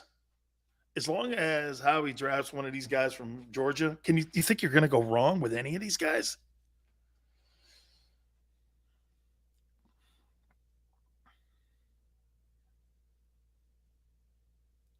We need a vet wide out. Pick one, Sills. I'm going to go Davis. I'm going to go Davis just because of his pure size. He's enormous, man. Xander said standing next to him, he couldn't believe the size he had. And that guy runs a 4.71. or a 4.78, whatever it was. Sydney, I'm going to go Davis. You don't get guys that big that move like that. Those are freaks, and he's productive. He's productive. Let me ask you this, though. I was teasing going into the segment here.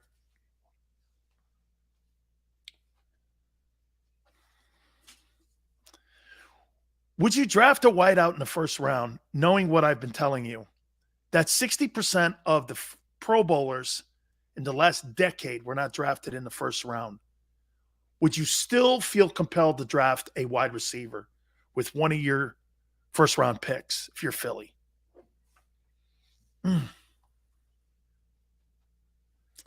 Like the guys that I named, get this.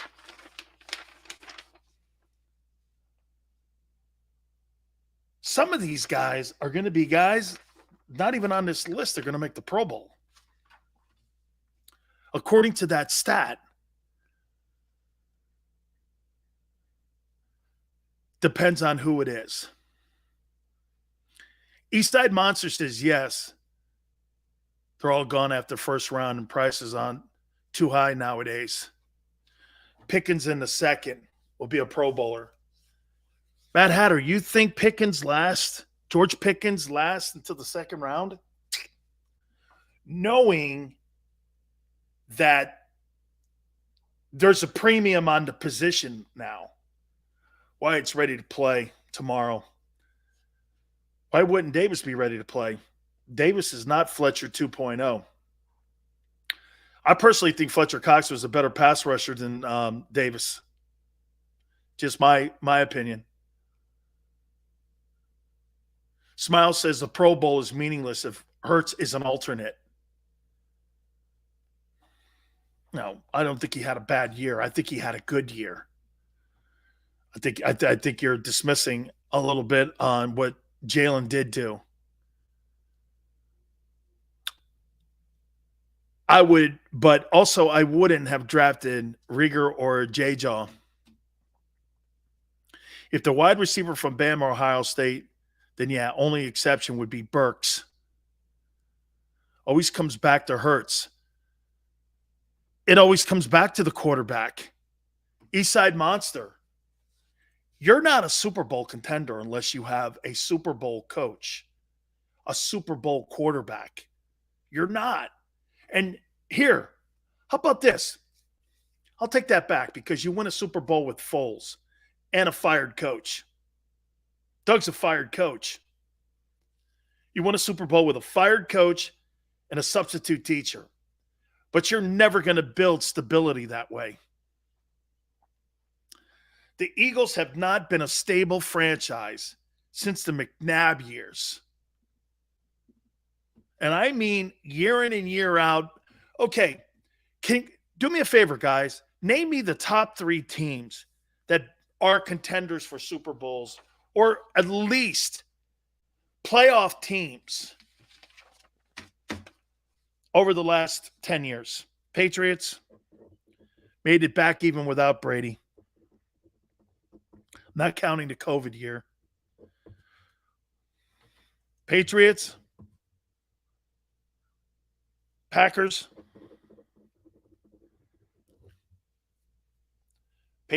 Packers. I'll tell you what, McVay has put the Rams on the map. KC.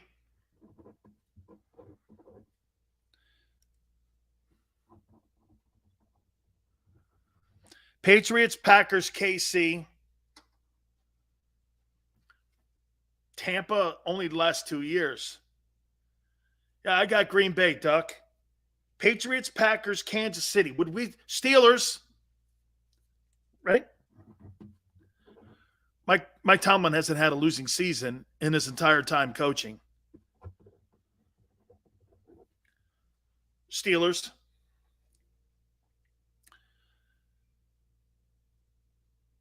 Matt Hatter, you think the Eagles are in contention for a playoff spot every year? Ravens?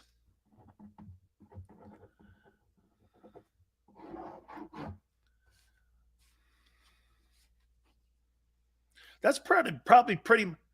49ers, I don't think so. Seahawks, Indy, Patriots, Packers, Chiefs, Steelers, Ravens.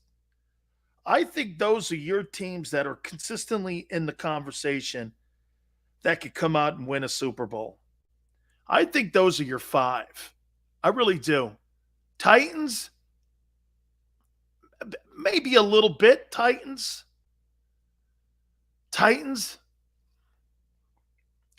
But we would agree that these 5 teams, what do they all have in common? Outstanding personnel people. Packers, Patriots, Chiefs, Steelers, Ravens. They hit in the draft. Free agency has been something new that has been brought up in New England because you're not able to call and get guys to come to New England and play for the Patriots like you did in the past because you don't have Brady in the building.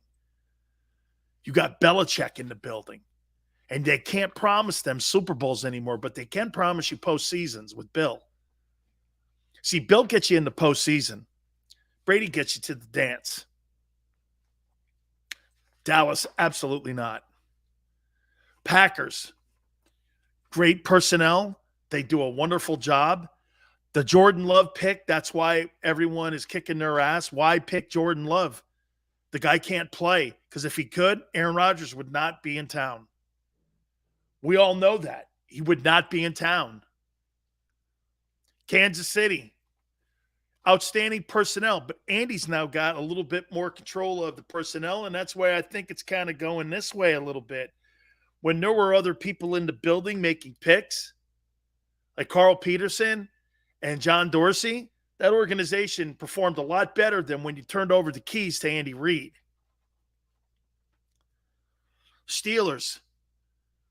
Kevin Colbert and the Steelers are notorious when it comes to developing great talent. Steelers are spectacular. Steelers are the best franchise in the NFL. They're the best because they do things right. Everyone's got a job in the building. Ravens, too. New Orleans is a good franchise, Eastside Monster. They are. They're a good franchise, too. I wouldn't bet on Belichick now for guaranteed postseason. Okay, Ernest, you think it was all Brady, and you think it's 70-30 Brady. He did draft him. He did miss on him 5 times. Man, I just love Davis.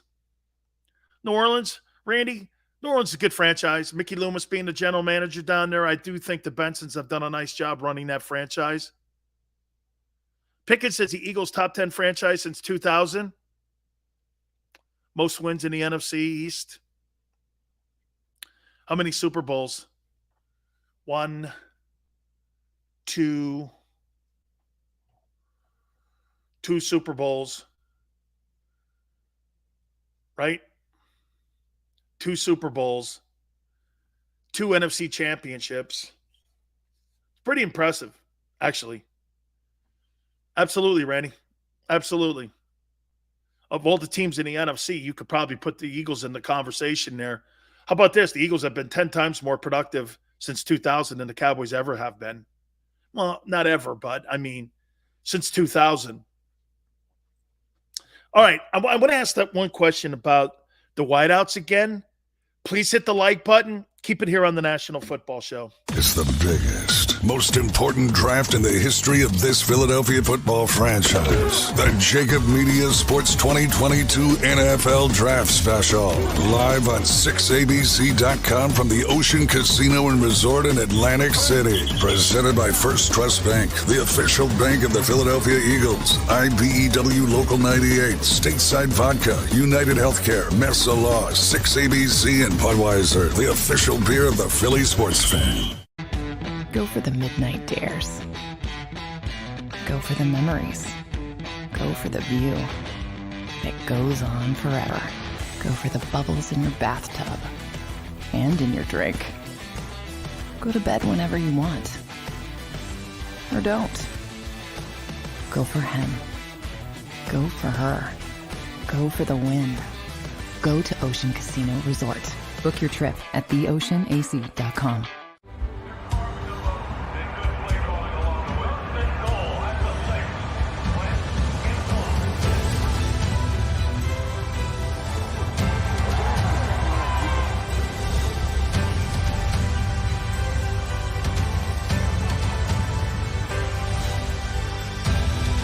On the field of life, First Trust Bank is there for you.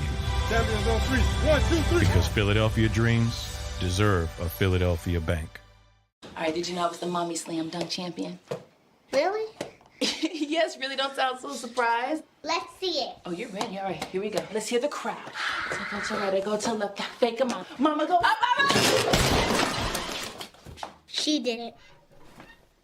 Again? You can't avoid gravity, but United Healthcare can help you avoid financial surprises by helping you compare costs and doctor quality ratings. United Healthcare. Uh-huh. At Stateside Vodka, every new customer gets the world's best rocks glass. Free. What's that? A rocks glass? You're telling me that bottle is cut in half? You could say that. Holy shit. Glass is for cocktails, right? It's for this, this, this, and that. Is the length of the glass equal to your... You betcha. But is it made out of... Glass? Yeah, okay, but is the rip... Smooth? Will you stop doing... That? I'm the professional here. And you're telling me I can get one of these glasses for free? That's right. One free rocks glass per customer with each first-time purchase of Stateside Vodka. All from the company that's highly awarded. 0 carbs, 0 sugar, and deliciously tasting vodka. So good, it just disappears.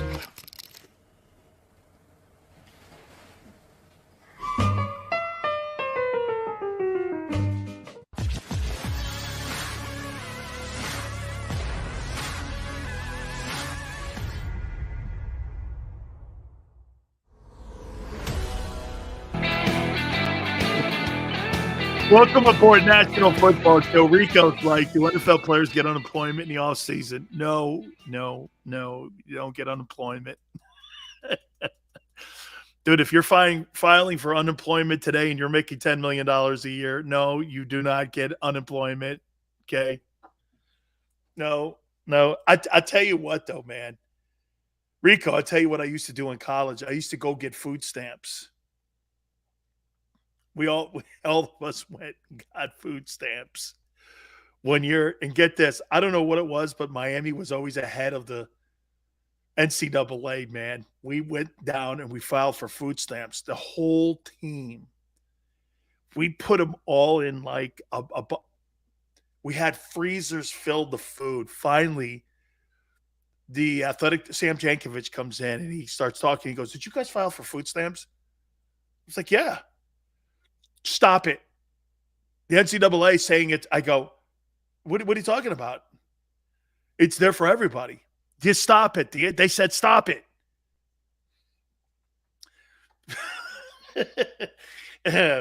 I'm like, hey, Eastside Monster, man. We did everything we could. Oh, dude, we did food stamps, man. And we get back, we got steaks. Everybody's freezers filled. This went on for months. Coach Johnson, oh my God. By the way, he was on today. He was awesome. Coach Johnson's going like this. He puts his hand, he goes, "How many of you filed for food stamps?" Like there's 80 dudes on a team. 70. 70 guys. Here's a better one. So like you used to get your books, okay? And when you were on scholarship, your books are free. So you pick your books up. Here's what I used to do. Nothing to do with my class. I'm picking up a molecular engineering book. That's $700 with slide rulers and those stupid protractors. You know, the nerds put in here and all that shit. I'll take that book. Can I have 2 of them?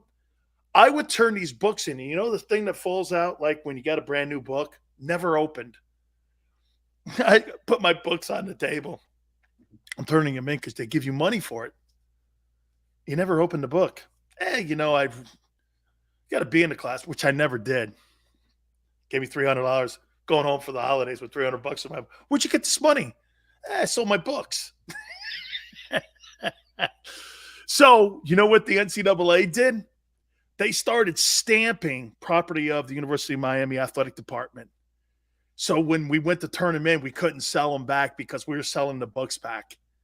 Oh, it's just, oh my God, molecular engineering, dissecting of a brain, $450. Oh, Big Sills is turning these books in. You work in the medical department? Yes, I'm changing degrees. What are you getting into? Finger painting. Oh, man. Oh, my God. That was so much fun. Oh, yeah. And then, hey, back in the day, too, you know, because your sneakers and kids wanted your equipment and stuff. So your AstroTurf shoes. So here's Big Sills out front of the student union. I'm selling, like, AstroTurf shoes. Kid comes walking up to me. He goes, hey, man, I'd like to buy a pair of those AstroTurf shoes, those Canes AstroTurf. I go, what size is your foot, son? He goes, 9. Sorry, man. Football players don't have size 9 feet. The kid's like, oh, what do you mean he doesn't have? Yeah, football players, man. They don't have size 9 feet, dog. Not even the kickers. Favorite baseball team? Come on, Chris. New York Yankees, man. New York Yankees. My least favorite team, the Mets. Who's like Xander says, who the hell is a Met fan? Right. Oh, my God. I know, Razor. They stamped it in there, man. Do I watch the CFL? Randy, I do. I'm an alum. I played there. I played for the Las Vegas Posse. Yeah, don't ask me. I love the game. Yankees, failed Yankees fans are Mets. Dude, there's a reason Met fan is Met fan. He turns his hat inside out. He's a Yankee fan at real heart.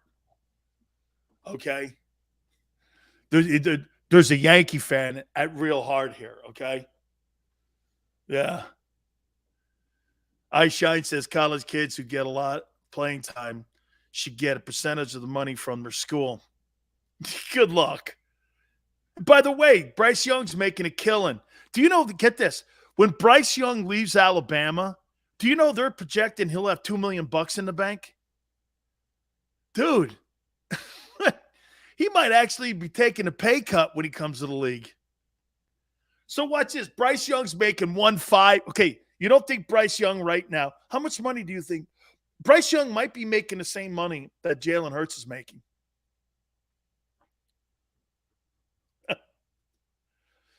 Okay? Right. Xander thinks he's making more too. I do too. Jalen Hurts is going to make 1.2. Bryce Young made $1 million last year. He's going to make like 1.5 this year. So the starting quarterback at Alabama makes more money than the starting quarterback in Philly. I think that might tell you something. Hey, think of that. The starting quarterback at Alabama makes more money than Jalen Hurts does. The wide receivers at Alabama make more money than Devontae Smith does.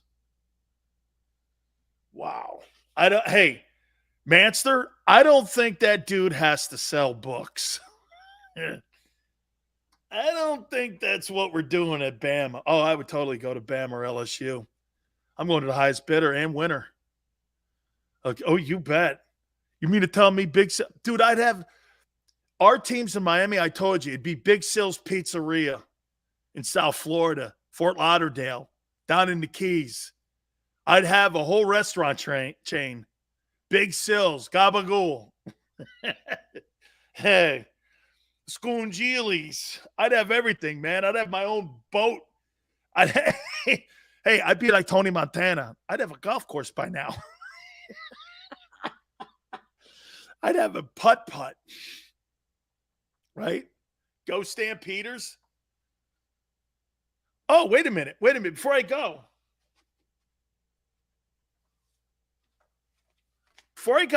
Randy.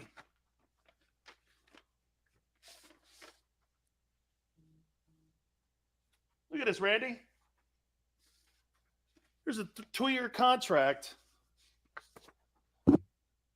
Here's a 2-year contract, Canadian contract, made out to Big Sills for the Saskatchewan Roughriders. Here's another one asking me to come play in Toronto. Dan Sileo, how you doing? Here's another one right here. Saskatchewan, how you doing? And I ended up playing for the former SMU coach, Ron Myers. I was the first player. Look what it says. I was the first player signed to the Las Vegas Posse.